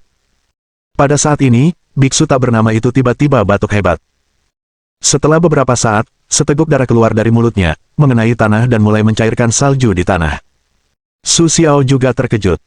Dia dengan cepat mengeluarkan pil penyelamat nyawa dari lengannya dan menelannya bersama biksu yang tak dikenal itu. Setelah meminum pil itu, wajah biksu tanpa nama itu sedikit membaik, tetapi Su Xiao masih merasa bahwa kondisi biksu tanpa nama itu semakin memburuk. Ini kutukan. Semuanya kutukan. Bagaimana dengan biksu tanpa nama yang berlutut di tanah dengan tangan terkatup seolah-olah sedang berdoa kepada langit? Pasti ada semacam kitab suci yang terucap dari mulutnya. Melihat biksu tak dikenal seperti itu, Su Xiao tidak tahan. Awalnya dia ingin membantu biksu tak dikenal itu dan pergi setelah dia menyelesaikan kontrak. Tetapi sekarang, dia telah menjalin hubungan dengan organisasi hutan hujan, dan sekarang kondisi fisik biksu tak dikenal itu sangat mengkhawatirkan. Bahkan Su Xiao tidak tahu apakah dia bisa hidup untuk menyelesaikan kontrak. Melihat ekspresi khawatir Su Xiao, Wu Ming sepertinya telah menebak apa yang dipikirkannya, jadi dia mengeluarkan pil emas di rumah dan memberikannya kepada Su Xiao. Hanya ada 5 pil di Tibet. Yang kau pegang sekarang mungkin yang terakhir. Ramuan emas semacam ini dibuat di Tibet kuno untuk melawan serangga beracun. Jika kau merebus ramuan emas ini menjadi ramuan dan memberikannya kepada orang tua temanmu, itu seharusnya cukup untuk menyelamatkan nyawa mereka. Setelah Su Xiao menerima ramuan emas itu, ia dipenuhi emosi. Ia tidak menyangka bahwa bahkan pada saat seperti ini, biksu tak dikenal itu masih memikirkan keluarga temannya. Sekarang aku sudah sampai di tahap ini, aku tidak keberatan menemanimu sampai ke tempat gelap itu. Makna kalimat Su Xiao harus diungkapkan dengan sangat jelas. Biksu tak dikenal itu mengangguk setelah mendengarnya. Bagus, sangat bagus. Sepertinya aku tidak salah menilaimu sejak awal. Kau benar-benar orang yang bertanggung jawab. Su Xiao membantu biksu tak dikenal itu berdiri dan mulai berjalan perlahan menuju gua. Hari ini, semua orang telah mengalami terlalu banyak hal yang tidak menyenangkan. Semua orang lelah secara fisik dan mental. Kecuali orang-orang yang paling dasar yang berjaga, hampir semua orang mencari tempat untuk beristirahat pada saat yang bersamaan. Hari ini, biksu tak dikenal itu juga menggunakan dua mantra yang sangat ganas secara berturut-turut, dan kekuatan fisiknya terkuras terlalu banyak. Setelah mengalahkan biksu tak dikenal itu, Su Xiao berdiri sendirian di pintu masuk gua dan memandang ke kejauhan. Dia tidak tahu apa yang akan terjadi di masa depannya, tetapi yang dia tahu pasti adalah bahwa dia telah menjalin ikatan dengan organisasi hutan hujan, dan organisasi hutan hujan pasti akan mengerahkan pasukan besar untuk membunuhnya berulang kali. Bahkan Su Xiao sendiri tidak yakin apakah dia bisa mengalahkan organisasi hutan hujan. Guru pasti sudah menceritakan semua tentang masa lalunya kepadamu barusan. Saat itu, Zuoma kembali menghampiri Su Xiao. Ia mengenakan mantel bulu dan tampak sangat hangat. Su Xiao hanya mengangguk lemah dan tidak mengatakan apapun. Setiap kali guru menceritakan masa lalunya kepada orang biasa, itu menunjukkan bahwa ia telah sepenuhnya mengenali orang ini. Sambil berkata demikian, Zuoma menoleh ke Su Xiao. Orang yang disukainya akan memiliki kesempatan untuk menjadi penerusnya. Namun, mendengar ini, Su Xiao terkejut. Ia tidak pernah menyangka bahwa biksu tak dikenal itu tidak hanya membantu Su Xiao selama ini, tetapi juga mencari penerusnya.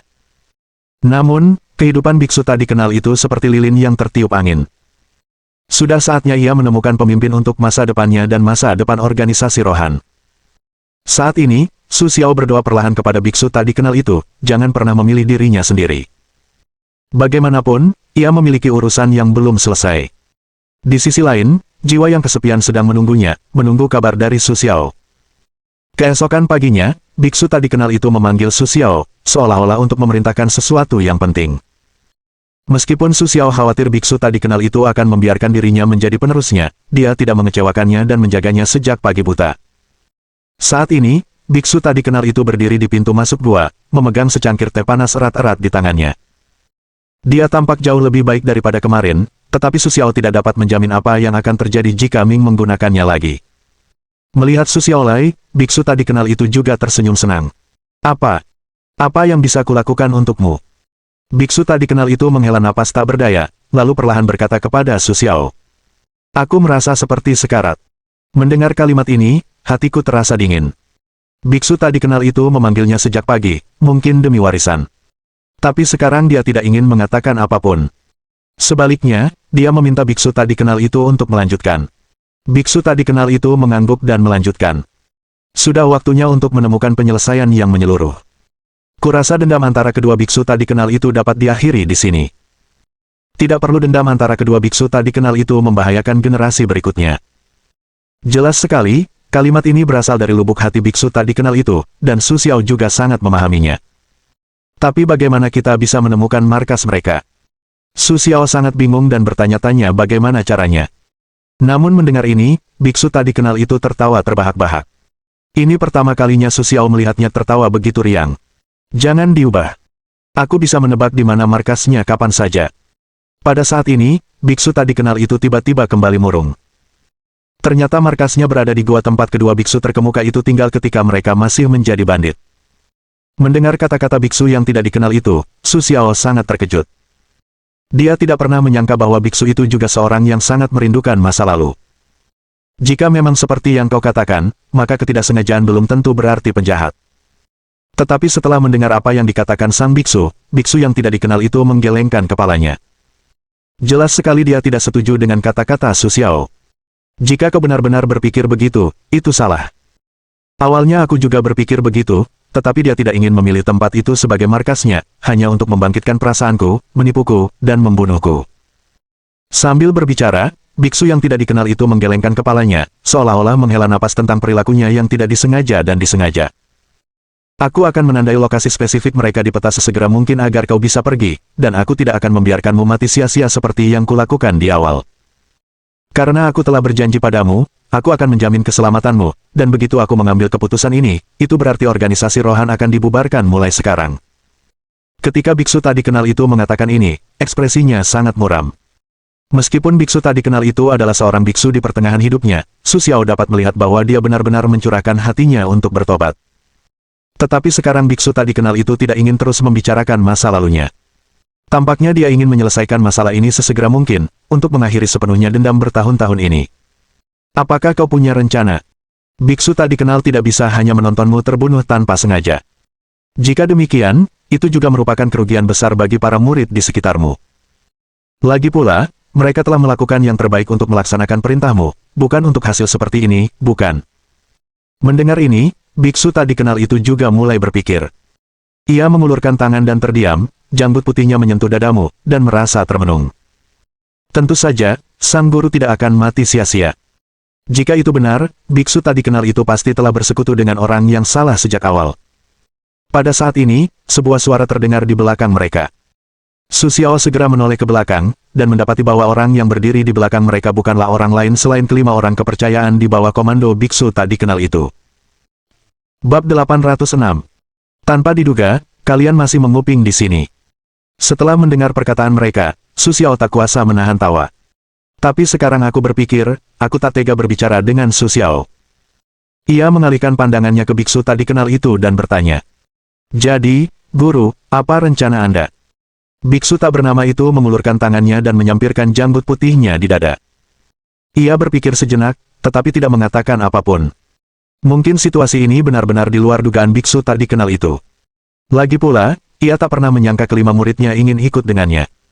Saat ini, beruang grizzly sepertinya memikirkan sesuatu. Ia menggunakan tatapan yang sangat meremehkan, menatap Su Xiao, lalu berkata kepada biksu tak dikenal itu. Guru, saya harus mengingatkan Anda bahwa, langit hitam pedang hitam, telah diambil tanpa sengaja. Beruang grizzly berkata sambil menyipitkan mata dan mengamati ekspresi wajah Su Xiao dengan cermat. Aku sangat bingung tentang itu. Aku tidak mengerti mengapa langit gelap muncul padanya saat ini.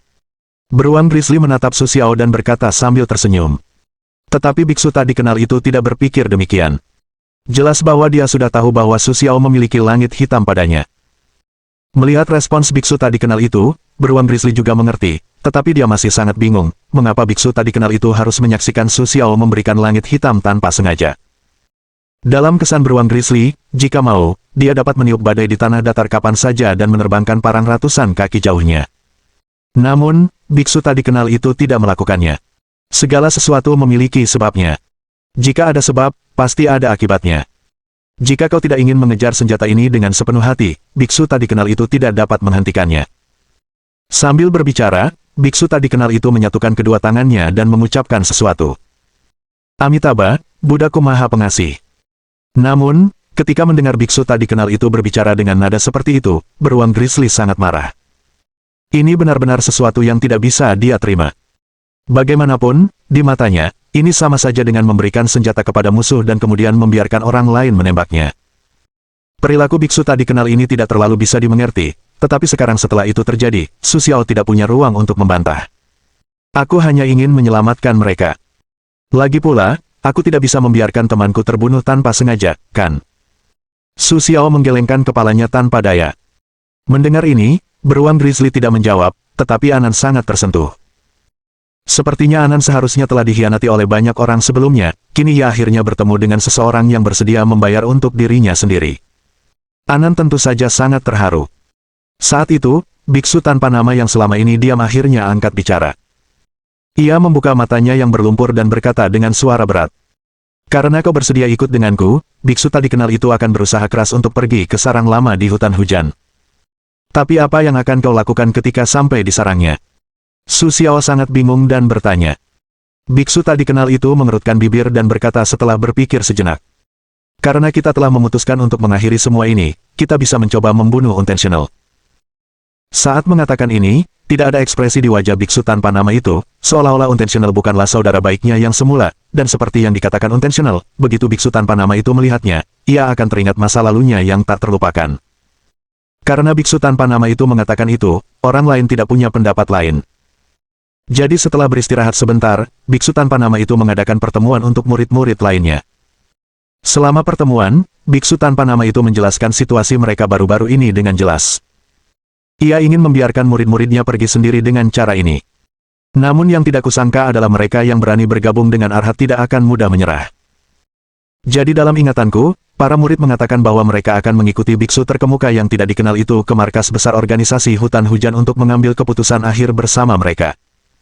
Melihat semua murid di sekitarnya menyatakan dukungan kepadanya, biksu yang tidak dikenal itu pun menggelengkan kepalanya tanpa daya. Ia berpikir bahwa ia dapat sepenuhnya menyelesaikan masalah dengan kekuatannya sendiri, tetapi yang tidak ia duga adalah situasi sekarang benar-benar berlawanan dengan apa yang semula ia bayangkan. Jika terus seperti ini, pasti akan menjadi pertempuran yang sangat kacau. Melihat ekspresi khawatir biksu yang tidak dikenal itu, Su Xiao pun mendekat. Karena keadaan sudah sampai pada titik ini, tidak perlu lagi kau menyembunyikan apapun. Karena mereka bersedia bekerja sama dengan rekan-rekanmu, mengapa kau tidak memanggil mereka bersama dan membiarkan mereka memainkan peran mereka? Jika kau memaksa mereka untuk bubar, aku khawatir mereka akan menghabiskan sisa hidup mereka dalam penyesalan. Kata-kata Su Xiao masuk akal. Setelah berpikir sejenak, biksu yang tidak dikenal itu hanya bisa mengangguk. Jadi, atas perintah biksu yang tidak dikenal itu, para murid sektenya meninggalkan semua barang-barang di sekitar mereka. Mereka hanya membawa beberapa makanan kering dan peralatan terbaik yang bisa mereka dapatkan. Mereka siap bertempur melawan hutan hujan. Guru. Melihat sosok yang sibuk itu, Zuoma juga datang menghampiri, dia berkata kepada biksu yang tidak dikenal itu. Selama bertahun-tahun sebelumnya, Anda tidak memiliki gagasan ini. Mengapa tiba-tiba Anda ingin memimpin biksu yang tidak dikenal itu untuk melawan organisasi hutan hujan? Biksu tanpa nama itu hanya tersenyum tipis. Dulu aku tidak mendapat bantuan, biksu tanpa nama pasti akan mati di hadapan seseorang yang mengatur, tetapi hari ini berbeda. Dengan bantuan orang asing misterius, biksu tanpa nama tentu saja memiliki tingkat kemenangan yang tinggi. Mendengar itu, Zuoma juga merasa sangat penasaran. Guru, apakah orang yang Anda bicarakan adalah Su Xiao? Biksu tak dikenal itu mengangguk. Meskipun dia terlihat biasa dan muda, kekuatannya jauh di atasku. Setelah mendengar kata-kata biksu tak dikenal itu, Zuoma juga memikirkannya. Meskipun di wilayah Tibet ini, dia sering melihat berbagai macam orang yang cakap, tetapi dia belum pernah melihat sosok seperti Su Xiao. Segera semua orang siap. Di bawah kepemimpinan biksu terkemuka yang tak dikenal itu, orang-orang berangkat lagi dengan gagah berani, tetapi kali ini mereka tidak lari menyelamatkan diri, melainkan untuk melawan musuh. Segera, pertempuran mereka yang berlangsung selama beberapa dekade akan berakhir. Tidak seperti tim yang mundur, Su Xiao, Anan, dan Pei Feng berjalan di belakang kali ini. Gao Shangze yang tak bernama memimpin tim berjalan di depan bersama beruang Grizzly Zuoma. Tidak ada penjaga di tengah dan tidak perlu diawasi. Karena kali ini mereka maju dengan tekad untuk menang, jadi semua orang bersemangat tinggi, dan kemerosotan sebelumnya tersapu bersih. Berjalan di belakang tim, Fang Suxiao tentu saja punya banyak waktu untuk memikirkan biksu tak dikenal itu. Su Xiao sangat bingung tentang orang seperti apa biksu tak dikenal itu. Bagaimanapun, di hati para murid ini, biksu tak dikenal itu seperti dewa yang turun dari bumi, tetapi di mata Su Xiaoli, biksu tak dikenal itu hanyalah pecahan dari tungku alkimia. Meskipun ada banyak legenda di tahun-tahun awal, tungku alkimia, tanpa terkecuali, akan hidup dalam anonimitas setelah tiba di dunia. Hanya ketika bertemu seseorang dengan kemampuan nyata barulah ia akan muncul dan berubah menjadi kepingan. Meskipun rumor yang pernah didengar Su Xiao sebelumnya seperti itu, dia tidak pernah berpikir bahwa setiap orang yang terfragmentasi memiliki kemampuan yang begitu kuat. Ini benar-benar mengejutkan Su Xiao. Tak lama kemudian mereka melewati jalan kecil yang telah mereka lalui sebelumnya dan tiba di persimpangan. Sekarang mereka berada di dua persimpangan berbeda di lereng bukit, yang mungkin mengarah ke tempat yang berbeda. Guru, kemana biksu tak dikenal itu harus pergi? Zuoma menoleh ke arah biksu tak dikenal itu dan berkata. Biksu tak dikenal itu juga berpikir sejenak, seolah-olah sedang mengingat sesuatu. Sepertinya dia pernah berjalan di jalan ini ketika masih muda, tetapi sekarang sudah bertahun-tahun berlalu. Biksu tak dikenal itu juga telah mengalami banyak perubahan, dan situasi di sekitarnya telah berubah. Akhirnya, biksu tak dikenal itu menggigit giginya dan menunjuk ke jalan di sebelah kirinya. Ketika rombongan itu berjalan lagi, Su Xiao merasa ragu. Dia sangat penasaran, di mana jalan lain itu. Tetapi dari ekspresi biksu tak dikenal tadi, Su Xiao juga menduga beberapa petunjuk. Mungkin jalan lain itu terkait dengan masa lalu biksu tak dikenal itu, Tetapi bagaimanapun juga, Su Xiao tidak ingin menyelidiki biksu tak dikenal itu lebih jauh. Di mata Su Xiao, dia hanyalah sebuah fragmen. Tetapi ketika memikirkan masalah ini, dia merasa bingung. Saat berjalan maju, dia terus berpikir, sama sekali mengabaikan pemandangan di sepanjang jalan. Karena biksu tak dikenal itu hanyalah sebuah fragmen, apakah perlu bagi Su Xiao untuk menggunakan pemikiran manusia untuk memahami arti kata-katanya? Bahkan Su Xiao sendiri tidak dapat menjawab pertanyaan ini. Tak lama kemudian, tim mereka semakin menjauh, dan mereka hampir mencapai tempat organisasi hutan hujan itu bercokol. Namun yang mengejutkan Su Xiao adalah tidak ada seorang pun yang keluar untuk menghentikan mereka di sepanjang jalan. Satu-satunya penjelasan yang bisa diberikan, tentu saja, adalah bukan karena ketidaksengajaan. Dia berharap mereka dapat menemukan dirinya. Dia berharap mereka dapat masuk. Meskipun Su Xiao dan Wu Xin hanya bertemu sekali, dia juga bisa merasakan dari samping bahwa Wu Xin pasti orang yang sangat licik.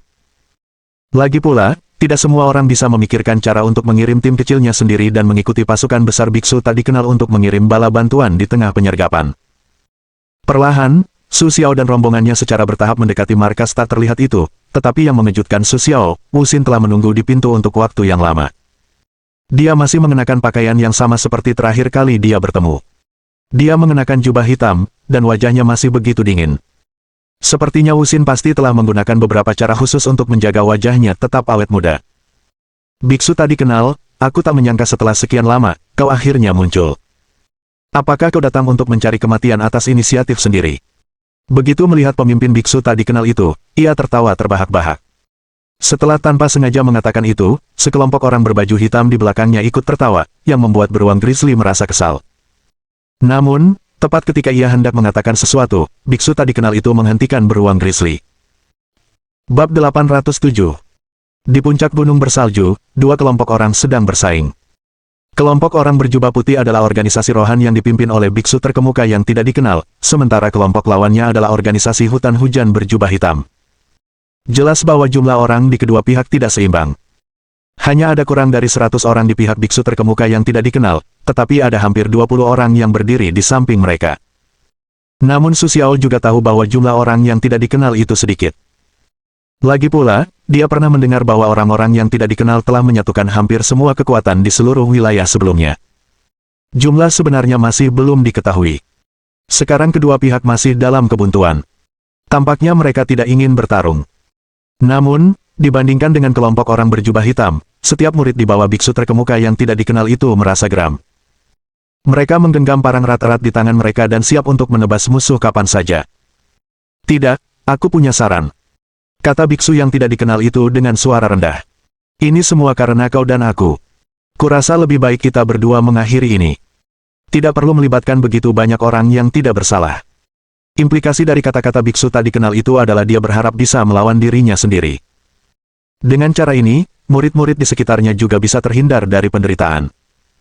Tapi sekarang mustahil untuk melepaskan biksu tak dikenal itu. Setelah melihat Wu Ming mengucapkan kata-kata ini, dia tak kuasa menahan senyum. Aku bilang, biksu terkemuka, apakah kau bingung? Apakah kau benar-benar lupa apa yang kau lakukan padaku? Apakah kau pikir aku bisa dengan mudah memaafkanmu setelah dia melakukan itu? Aku bisa memberitahumu bahwa sejak kau bergabung dengan organisasi rohan, aku akan menghancurkan sepenuhnya orang-orang yang terkait dengan organisasi rohan. Semua orang, setiap desa, dan bahkan orang-orang yang memiliki hubungan dengan mereka akan dibunuh bersama-sama. Aku akan membiarkan mereka berlumuran darah. Suara kemarahan yang tadi sengaja itu bergema di puncak gunung, yang mengejutkan semua orang yang hadir. Tapi bukan hanya Su Xiao, tetapi juga murid-murid biksu tak dikenal lainnya saling memandang. Mereka tidak mengerti apa yang dikatakan Su Xiao. Apa yang telah mereka lakukan padanya selama bertahun-tahun itu. Setelah mendengar ini, biksu tak dikenal itu menghela napas. Kalau begitu, aku tidak punya pilihan lain. Kupikir kita akan berakhir dengan cara yang lebih baik. Karena kau harus membuat keributan berdarah, aku tidak akan takut padamu. Biksu tak dikenal itu menarik napas dalam-dalam dan menghembuskannya. Tanpa diduga, napasnya berubah menjadi embusan angin dan mulai membasuh kakinya, yang membuat orang-orang berbaju hitam di sekitarnya gemetar. Namun saat ini, Su Xiao justru merasa tak terlihat. Ada gumpalan asap hitam di sekitarnya, seolah-olah mengumpulkan kekuatan. Su Xiao segera memulai sistem untuk memeriksa, dan benar saja, hasil sistem itu mengejutkan Su Xiao. Tanpa diduga, ternyata itu adalah sepotong sihir. Dengan cara ini, lebih sulit untuk menjelaskan rasa terima kasih dan kebencian mereka. Lagi pula, sudah lama sekali mereka datang ke dunia ini. Mereka telah mampu hidup tanpa identitas begitu lama, dan pasti ada banyak gesekan kecil. Tetapi perilaku mereka mengejutkan Su Xiao. Informasi yang dia dengar sebelumnya adalah bahwa setiap fragmen didedikasikan untuk kebaikan. Meskipun mereka telah jatuh ke dunia fana dan berubah menjadi manusia biasa, mereka masih memiliki kualitas yang sangat baik. Namun, mengapa kedua fragmen, biksu terkemuka tanpa nama dan yang tidak disengaja, menjadi bandit, mengejutkan Su Xiao. Sekarang, perselisihan di antara mereka belum berakhir. Su Xiao dapat merasakan kebenaran dari semuanya. Itu hanya dapat terungkap setelah perkelahian berakhir. Sekarang biksu yang tidak dikenal itu mengubah napasnya menjadi angin kencang, menerpa sekelompok orang berpakaian hitam di belakangnya, membuat mereka gemetar. Meskipun jelas bahwa perilaku biksu tak dikenal itu bertujuan untuk membujuk mereka agar segera berbalik, hal itu juga menimbulkan ketidakpuasan yang tak terhingga. Tanpa sengaja ia menolak aliran udara hitam, menutupi kakinya dengan asap hitam, dan menginjak tanah dengan ganas. Boom! Tiba-tiba di tanah, badai salju tiba-tiba bergulir dan menyerang Su Xiao dan yang lainnya. Zuoma berteriak cepat. Ia dengan ganas menghalangi di depan biksu tak dikenal itu. Namun, tanpa diduga, saat ini, badai salju tiba-tiba berhenti. Tampaknya biksu tak dikenal itu menggunakan beberapa keterampilan khusus untuk menghilangkan badai salju. Meskipun demikian, kedua pihak masih saling berhadapan. Biksu terkemuka tak dikenal, saya harus memberitahu Anda bahwa selama periode waktu ini, kekuatan Anda telah menurun hingga titik ini, yang benar-benar membuat saya sangat terkejut. Tetapi ia tetap diam. Ketika ia melihat bahwa ia tidak berbicara, ia kembali bersemangat. Dengan lambaian tangannya yang ganas, ia memanggil murid-murid di belakangnya untuk bergegas keluar bersama-sama. Tiba-tiba, suara teriakan dan pembunuhan terdengar lagi. Biksu tak bernama itu bukanlah seorang vegetarian. Melihat mereka datang, biksu tanpa nama itu tidak bersikap sopan. Dengan lambaian tangannya, hampir 100 murid di belakangnya mulai bergegas maju. Su Xiao adalah yang pertama bergegas ke depan. Sebelum perang, Su Xiao telah meminum beberapa pil, dan kecepatan serta kekuatannya meningkat pesat. Tetapi Su Xiao tidak ingin mengikuti sekelompok tentara, karena terlalu banyak rintangan. Sistem, bantu aku memeriksa apakah ada tempat dengan sedikit orang di dekatnya. Aku ingin menghilangkannya dari pikiranku. Sistem dengan cepat membantu Su Xiao mencari rute terdekat. Tak lama kemudian, sistem menunjukkan di mana sebuah rute ditandai. Tubuh Su Xiao berkedip dan mulai berlari kencang mengikuti rute merah. Setelah menggunakan kekuatan fisiknya untuk menerobos pertahanan beberapa orang berbaju hitam, Su Xiao melangkah ke lereng bukit kecil dan mendorong dengan keras. Seluruh tubuh orang itu dengan cepat terlempar, mengumpulkan kekuatan tinjunya dan bersiap untuk menjatuhkannya dengan satu pukulan. Namun, ia tidak menyangka bahwa perilaku Su Xiao telah secara tidak sadar terdeteksi. Begitu tubuh Su Xiao berkedip, ia tiba-tiba mengangkat tangannya dan mengubahnya menjadi gas hitam di udara. Su Xiao tidak bisa bergerak, tetapi ia tertawa. Ia mengulurkan tangan dan menjatuhkan Su Xiao ke tanah. Boom! Su Xiao langsung jatuh ke dalam lubang berbentuk manusia di tanah. Untungnya, ia sudah meminum beberapa pil, jadi tidak terlalu melukainya. Su Xiao dengan cepat bangkit dari tanah lagi, berubah menjadi bayangan gelap, dan berlari kencang tanpa sengaja. Boom-boom! Dua orang dalam sekejap mata melakukan beberapa gerakan, tetapi tetap tidak menghasilkan apa-apa. Yang mengejutkan Su Xiao adalah dia tidak bereaksi terhadap pukulan tinjunya ke pakaian yang tidak dia pedulikan, seolah-olah dia meninju udara. Apa yang sebenarnya terjadi? Su Xiao sangat terkejut, tetapi ketika dia melihat ekspresi terkejut Su Xiao, dia sangat puas. Begitu dia melompat ke depan, seluruh tubuhnya berubah menjadi asap hitam, yang segera berkumpul di belakang Su Xiao. Pop! Dia menendang Su Xiao dengan keras dari belakang, dan bahkan langsung menjatuhkan Su Xiao ke tanah. Anda tahu, setelah memakan Senli Dan, Su Xiao pada dasarnya dapat menahan sebagian besar serangan orang, tetapi dia secara tidak sengaja menjatuhkan Su Xiao ke tanah dengan sedikit tendangan. Ini menunjukkan betapa dalamnya keahliannya sebelum dia bisa melakukan itu. Lambat laun menjadi jelas bahwa dia tidak bisa bertindak sembarangan sekarang, jadi dia bangkit lagi, berubah menjadi asap hitam dan menghilang tanpa jejak. Lagi pula, dia belum pernah mendengar tentang Su Xiao di sekitar biksu tak dikenal itu.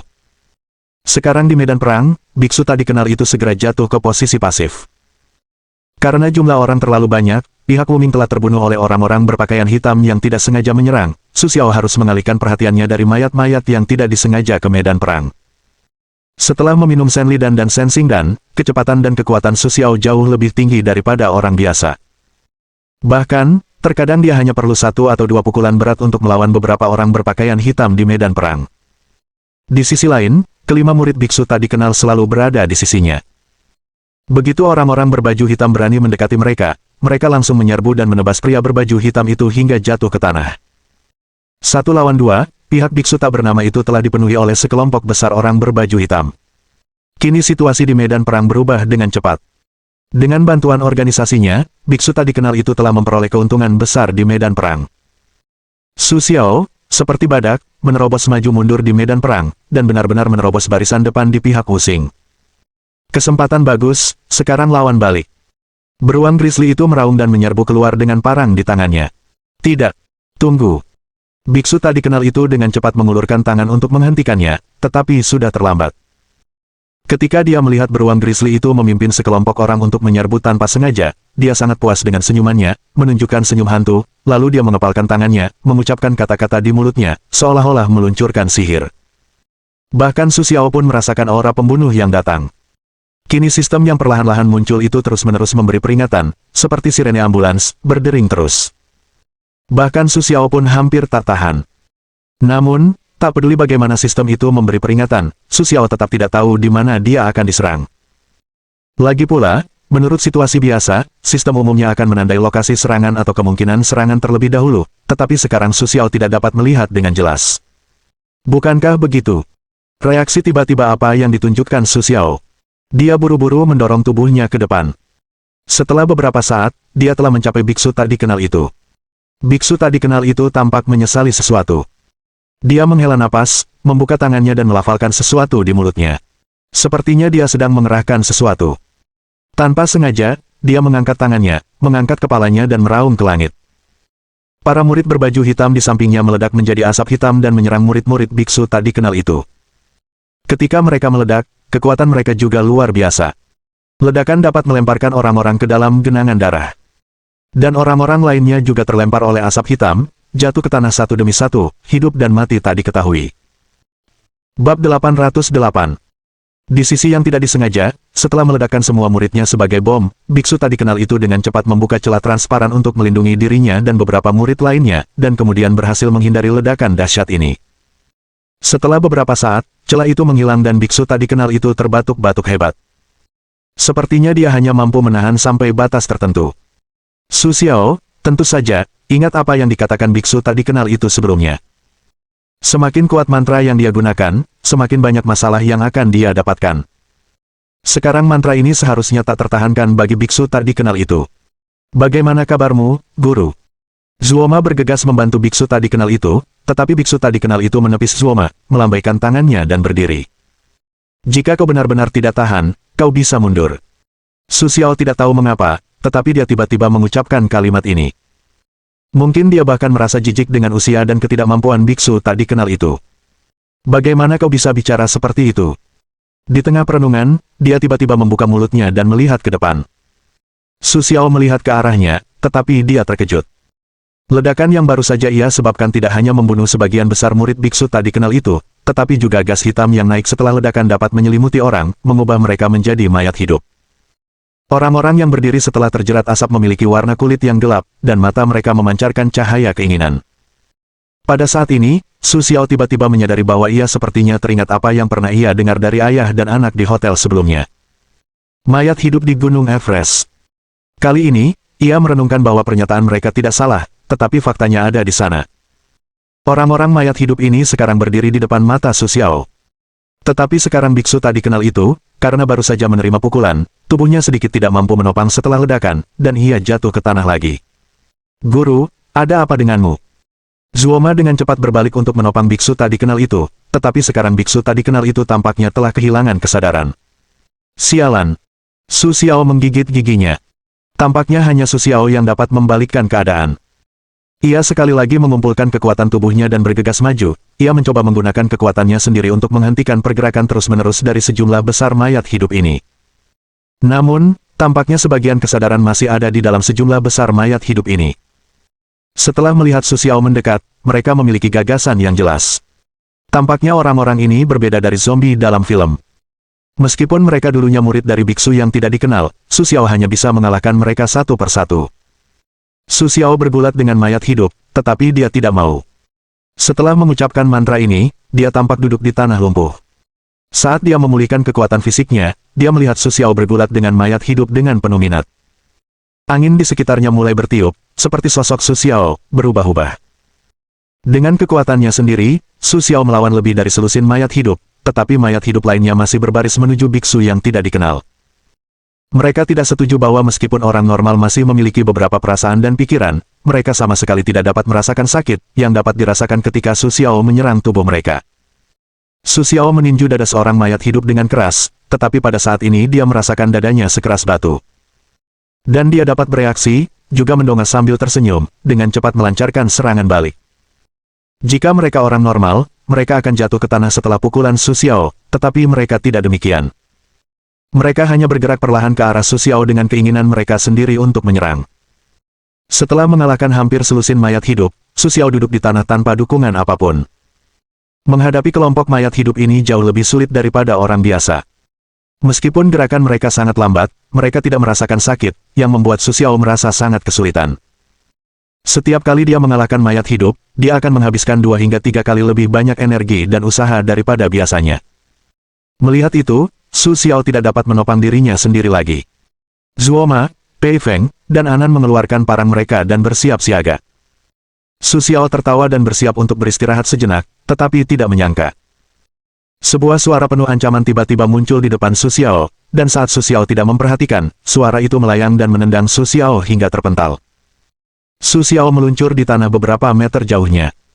Aku tahu aku tidak bisa berbaring tengkurap seperti ini, jadi aku segera berdiri dan mulai mencari posisi mayat hidup itu di tahun ketika aku baru saja menendangnya. Akhirnya, Su Xiao berhasil menguncinya, tetapi orang yang akan kuhadapi tidak terduga. Bukan orang lain. Itu beruang grizzly. Setelah menjadi mayat hidup, serangan beruang grizzly menjadi lebih mengancam. Selain itu, dia sudah tidak puas dengan Su Xiao sebelumnya, jadi sekarang adalah waktu yang tepat untuk membalas dendam. Dalam situasi ini, Su Xiao juga harus bertahan, membiarkan dirinya berdiri. Seolah-olah dia menerima undangan Zuoma untuk pertama kalinya dan mendaki gunung. Beruang grizzly, sekarang biksu tak dikenal itu sedang diserang. Biksu tak dikenal itu tidak bisa melawan seperti ini. Jika kau masih memiliki sedikit kesadaran, pikirkan baik-baik apa yang kukatakan. Jelas, beruang grizzly telah kehilangan kemampuan berpikir dasarnya sekarang. Dia hanya bisa mengandalkan insting tanggung jawabnya untuk menyerang Su Xiao selangkah demi selangkah. Maaf. Setelah menenangkan napasnya, sosok Su Xiao kembali berkelebat dan langsung muncul di sisi beruang grizzly, memukul tulang rusuk beruang grizzly dengan tinju yang berat. Namun rasanya mirip dengan mayat hidup yang pernah dipukul Su Xiao sebelumnya, tetapi yang membuat Su Xiao lebih terkejut adalah tulang rusuk beruang grizzly jauh lebih keras daripada mayat hidup lainnya.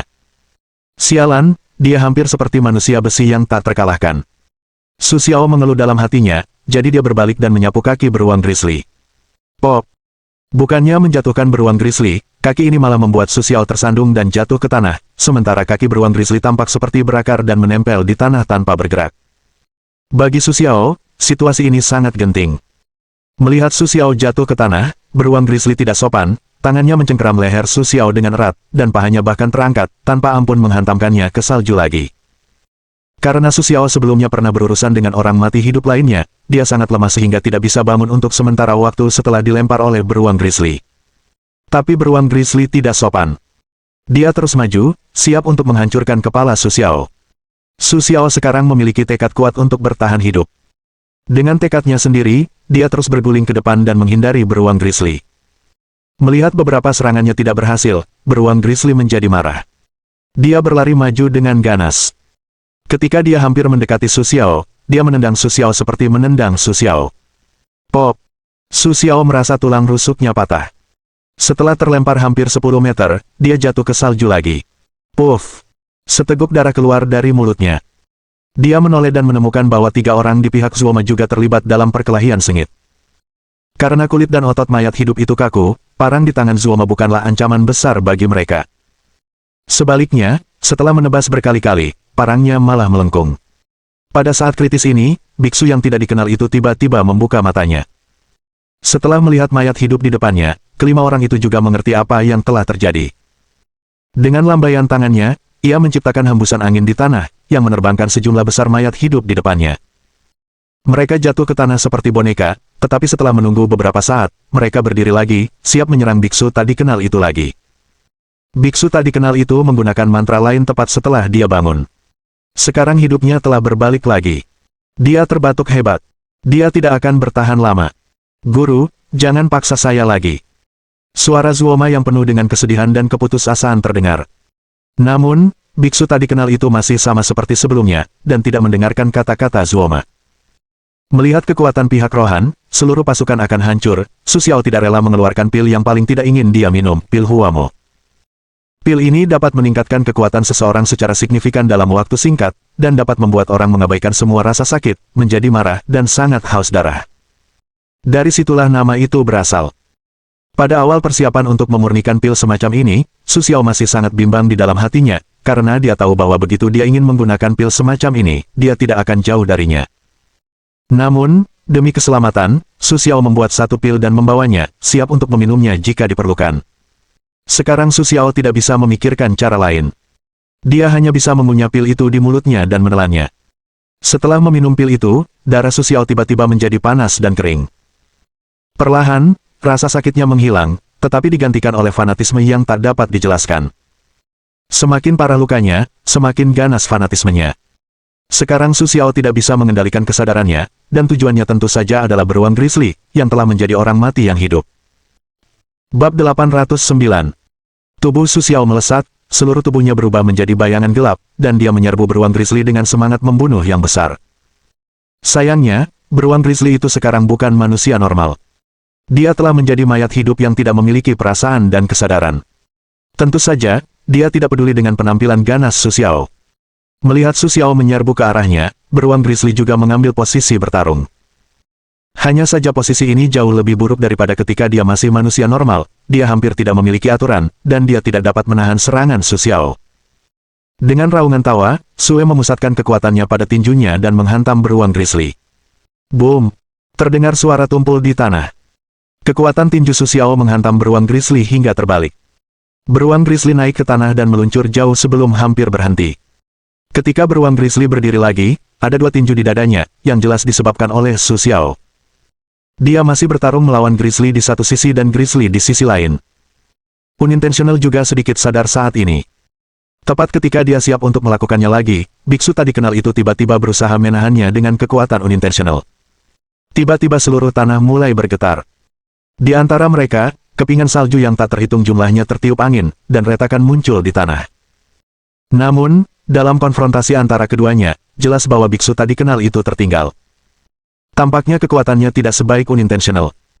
Biksu tak dikenal itu masih bertahan, karena dia tahu betul apa yang akan terjadi pada beberapa murid yang tersisa di sekitarnya jika dia membiarkan Wu Xin melepaskan diri dari jeratannya.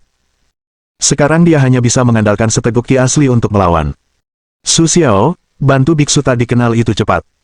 Saat ini, Zuoma mengayunkan pisau untuk melawan beberapa mayat hidup, dan pada saat yang sama, dia tertawa dan berteriak pada Su. Tapi Su Xiao sudah kehilangan akal sehatnya. Dia hanya ingin berurusan dengan Grizzly, dan orang lain tidak peduli. Serangan Su Xiao sekarang cepat dan kuat, sangat berbeda dari penurunan sebelumnya. Beruang Grizzly itu langsung mengalami banyak luka serius. Namun, yang mengejutkan Su Xiao, setiap kali beruang Grizzly terluka, serangannya justru semakin ganas. Tetapi semakin ganas serangan beruang Grizzly, semakin hal itu dapat membangkitkan semangat bertarung Su Xiao. Kedua pihak saling menyerang seperti ini, dan mereka secara bertahap kehilangan kesadaran. Saya khawatir tidak lama lagi, mereka akan merosot menjadi binatang buas yang hanya bertindak berdasarkan insting. Tepat ketika Su Xiao dan kelompoknya masih bertarung melawan mayat hidup, biksu tak dikenal itu tidak mampu membantunya. Lagi pula, ia menua terlalu cepat dan kehilangan banyak kekuatan. Dalam perebutan kekuatan, tanpa sengaja, ia hampir menekan biksu tak dikenal itu. Minum. Tanpa sengaja, ia mengepalkan tangannya erat-erat dalam sekejap, dan roh pembunuh itu langsung menyelimuti biksu tak dikenal itu. Puff! Seteguk darah tiba-tiba menyembur dari mulut Ming, dan biksu tak dikenal itu jatuh ke tanah lagi. Guru! Zuoma berteriak, tetapi ia tidak menyangka suaranya akan menarik perhatian Su Xiao dan beruang Grizzly. Namun, ia tidak bisa berbuat banyak sekarang. Pertempuran hari ini telah membuatnya kehilangan sebagian besar energinya. Jika ia terus bertarung, tubuhnya akan segera tidak mampu menopangnya.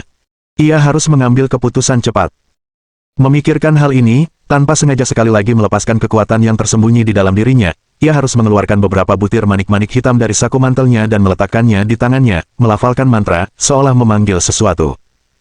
Setelah beberapa saat, ketiga manik-manik itu mulai berputar ke atas dengan cepat. Perlahan, gumpalan asap hitam mulai mengepul dari meja kecil itu, melambai ke depan. Ketiga manik-manik kecil itu, seperti anak panah, terbang menuju biksu tak dikenal itu. Tetapi pada saat manik pertama hendak mengenai Wuming, Zuoma adalah orang pertama yang melihat setetes darah.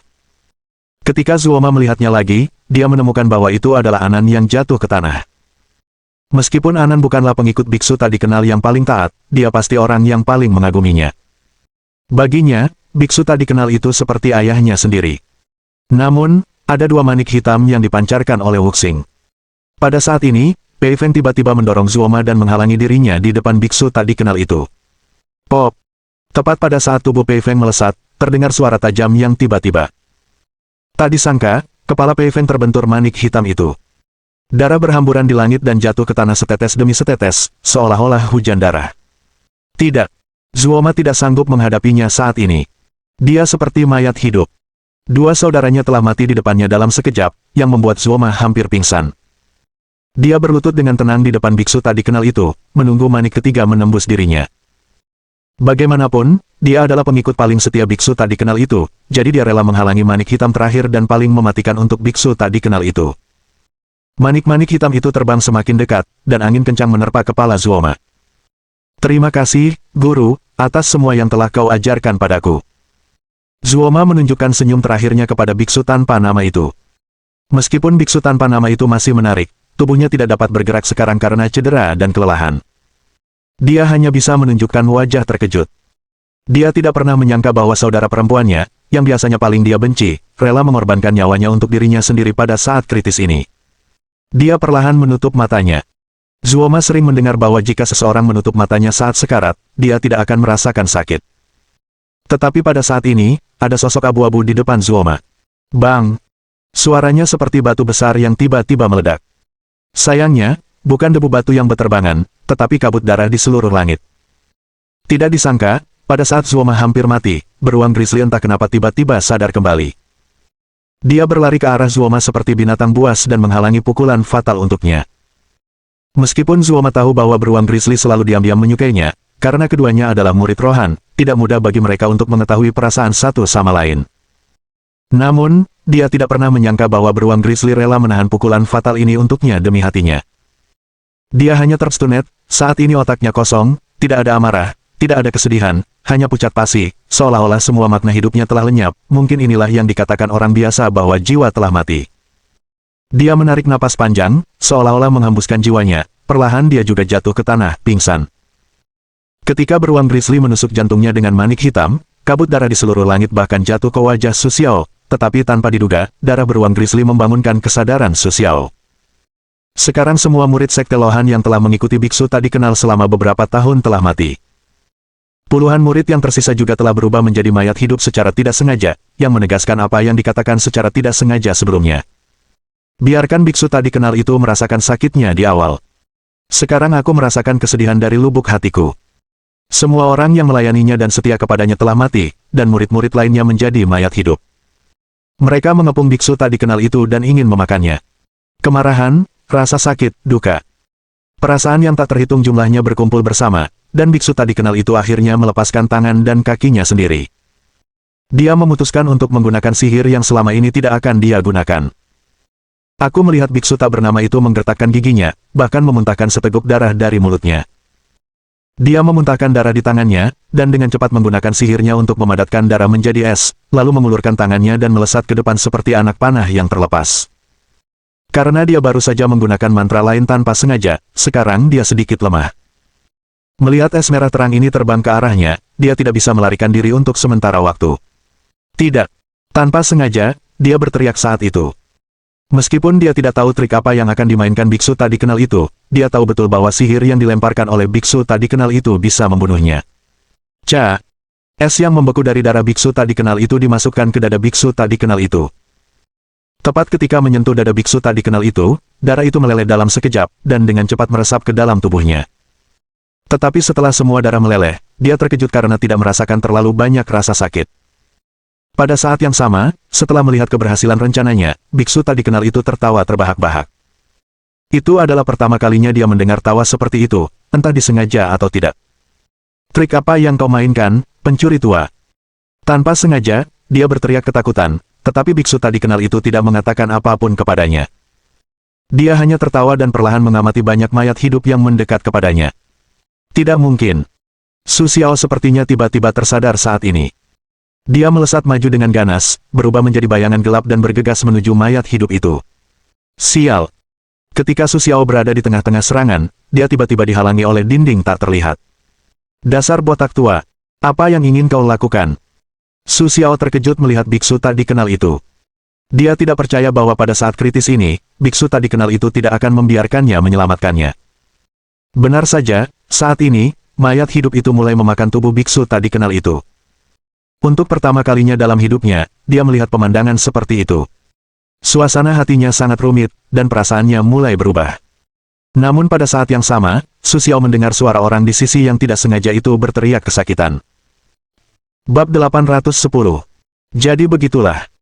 Su Xiao kemudian merenungkan bahwa sihir yang baru saja dilepaskan oleh biksu tak dikenal itu adalah untuk menghubungkan tubuhnya dengan tubuh tak terlihat. Jika dia mati, dia akan mati bersamanya. Tapi mengapa kau melakukan ini? Su Xiao bertanya dengan ringan kepada biksu tak dikenal itu, tetapi sekarang biksu tak dikenal itu benar-benar kehilangan akal sehatnya. Dia terbaring di tanah seperti mayat, membiarkan sekelompok orang mati hidup menggigit tubuhnya. Dalam hal ini, Su Xiao hanya dapat memahami untuk sementara bahwa biksu tak dikenal itu juga ingin merasakan rasa sakit yang telah dideritanya selama bertahun-tahun. Segera nyawa kedua belah pihak akan habis. Perlahan, tubuh mereka secara bertahap berubah menjadi cahaya putih, langsung menuju langit. Samar-samar, Su Xiao mendengar suara datang dari langit, seperti guntur. Boom! Sebuah guntur, dua orang yang tidak disengaja dan biksu tak dikenal itu berubah menjadi dua bagian, perlahan terbang ke tangan Su Xiao. Tetapi pada saat tangan Su Xiao menyentuh puing-puing itu, dia tiba-tiba pingsan. Mungkin tubuhnya tidak dapat menahan energi sebesar itu. Ketika Su Xiao terbangun lagi, ia mendapati dirinya terbaring di ruangan gelap di mana ia tidak dapat melihat jari-jarinya. Setelah beberapa saat, lampu minyak tanah menyala dan dua orang berdiri di sampingnya. "Di mana aku?" tanya Su Xiao dengan susah payah. Kedua pria itu saling memandang seolah-olah mereka sangat penasaran.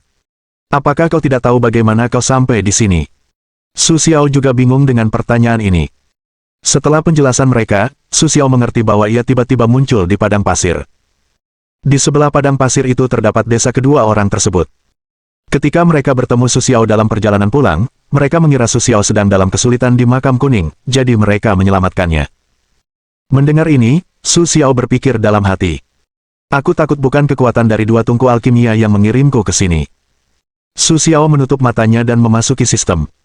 Benar saja, sistem menunjukkan bahwa ia telah mengumpulkan fragmen dari dua tungku alkimia, dan juga memperoleh kemampuan khusus baru, perspektif.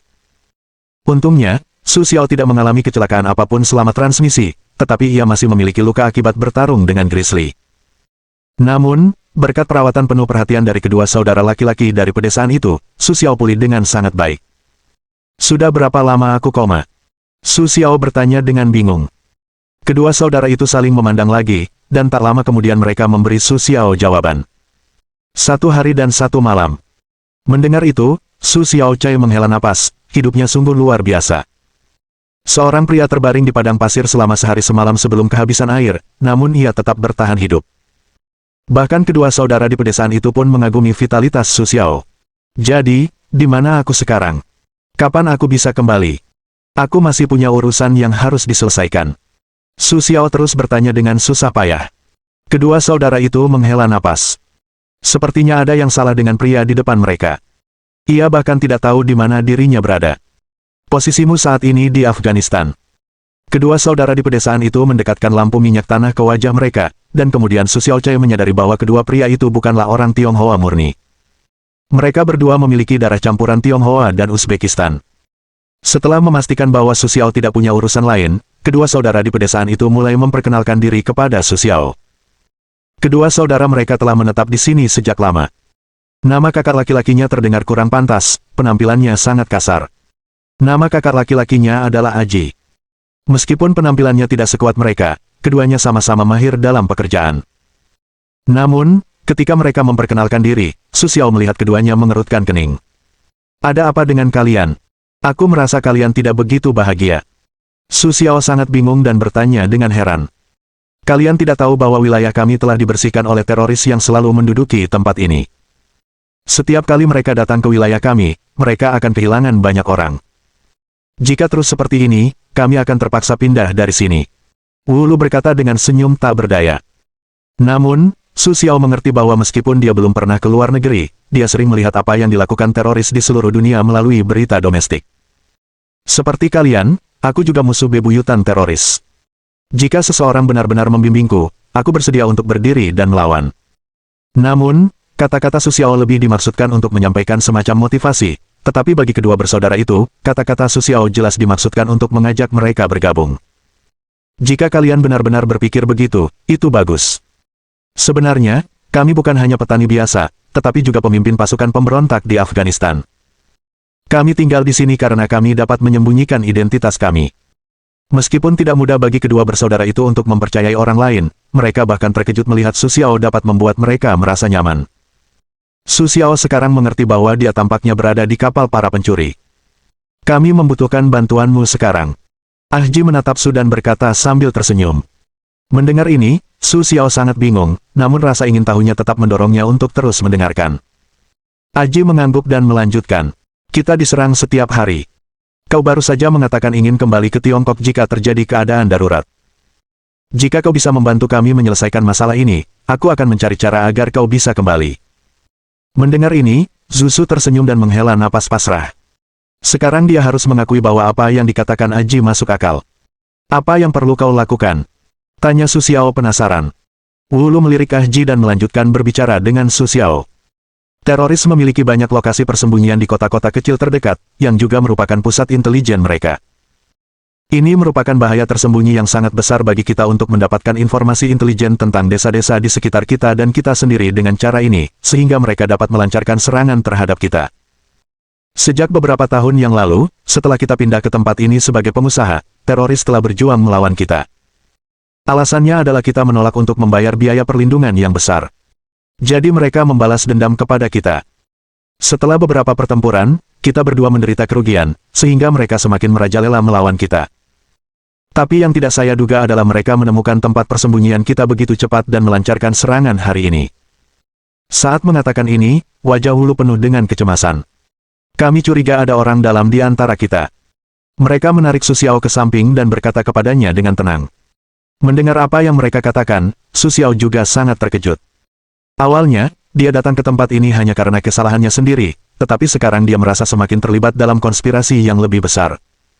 Aku butuh kau menyelinap ke kota itu dan berpura-pura menjadi warga sipil yang baru saja tiba di sana, agar kau bisa mendapatkan informasi. Tak ada di antara kita yang lebih cocok untuk pekerjaan ini selain kau. Mereka tidak terlalu ketat dengan orang luar. Meskipun Su Xiao dapat langsung melihat detak jantung orang lain melalui kemampuan mata perspektif yang baru saja dibuka oleh sistem, untuk mencapai tujuan menangkap hantu, Su Xiao juga tidak punya cara untuk langsung memberitahu mereka bahwa dia memiliki kemampuan khusus. Terlebih lagi, untuk menangkap hal serius seperti hantu, pasti ada banyak bukti manusia dan material, yang mengharuskan Su Xiao untuk berangkat sendiri. Melihat bahwa dia telah diikat di tempat tidur yang sama dengan mereka, Su Xiao tidak bisa menolak mereka, jadi dia mengangguk tak berdaya. Baiklah, karena kalian berdua sudah mengatakan itu, aku tidak punya apa-apa untuk dikatakan. Meskipun Su tersenyum enggan, baik Wu Lu maupun Aji optimis. Tidak masalah. Jika kau bisa membantu kami menangkap hantu di dalam dan menyelesaikan masalah teroris di sekitar sini, kami akan menambahkan 1,5 juta lagi kepada Anda setelah selesai. Jadi, setelah semuanya selesai, Su Xiao bisa mendapatkan 1,5 juta dolar. Setelah membuka pintu rahasia ruangan dan melewati terowongan panjang, Su Xiao mengikuti mereka kembali ke bunker mereka. Aji dan Wu Lu secara pribadi memilih peralatan untuk Su Xiao. Kota itu adalah tempat di luar hukum. Kebanyakan orang akan meminta tol dan biaya hidup setelah masuk. Kata Aji kepada Su sambil tersenyum. Kalau begitu jangan panik. Semua uang dari awal sampai akhir berasal dari kami. Kamu hanya perlu menghubungi orang kontak lokal kami. Di depan Su Xiao. Pria dalam foto itu adalah pria yang seharusnya berusia 30-an, tetapi karena pengaruh waktu, wajahnya terlihat seperti pria parubaya berusia 40-an. Selain itu, dari ekspresi wajahnya, dia agak gemuk, yang bisa digambarkan sebagai 5 besar dan 3 tebal. Petik 2. Namanya Hammer. Meskipun pria ini adalah penghubung kami, tidak mudah bagimu untuk terhubung dengannya. Kata Ah Ji perlahan. Belum lama ini, dia ditangkap teroris karena identitasnya terbongkar. Sekarang belum jelas apakah dia akan mati atau tidak. Kami membutuhkanmu untuk menyelinap ke kota itu terlebih dahulu dan menyelamatkannya. Mungkin dia memiliki informasi penting di tangannya. Karena sudah berjanji, Su tersenyum dan tidak punya alasan untuk menghindar, hanya bisa mengangguk dengan enggan sekali lagi, sepenuhnya setuju untuk turun. Maaf kami masih merepotkanmu untuk melakukan banyak hal, tetapi saya yakin kamu seharusnya dapat menyelesaikan semua kesulitan dengan kemampuanmu sendiri. Kamu juga dapat menghubungi kami kapan saja dalam perjalananmu untuk melaksanakan tugas, dan kami akan berusaha sebaik mungkin untuk membantumu. Sambil berbicara, Wulu mengeluarkan telepon satelit dari pinggangnya. Mohon dukungan dari omom ante-ante sekalian, buat subscribe atau sharekan novel Mimin ke Facebook kalian, agar channel Mimin bisa terus berkembang. Dengan begitu, Mimin bisa lebih semangat untuk up novel seru lain ke depannya. Buat teman-teman yang sudah subscribe dan sharekan novel Mimin, Mimin ucapkan terima kasih sebanyak-banyaknya. Sekiranya teman-teman menghadapi masalah video diputar dalam bahasa Inggris, coba tukar kepada bahasa Indonesia original melalui cara ini. Semasa mendengarkan, pencet tombol setting di atas kanan video, pilih audio track dan tukar bahasa.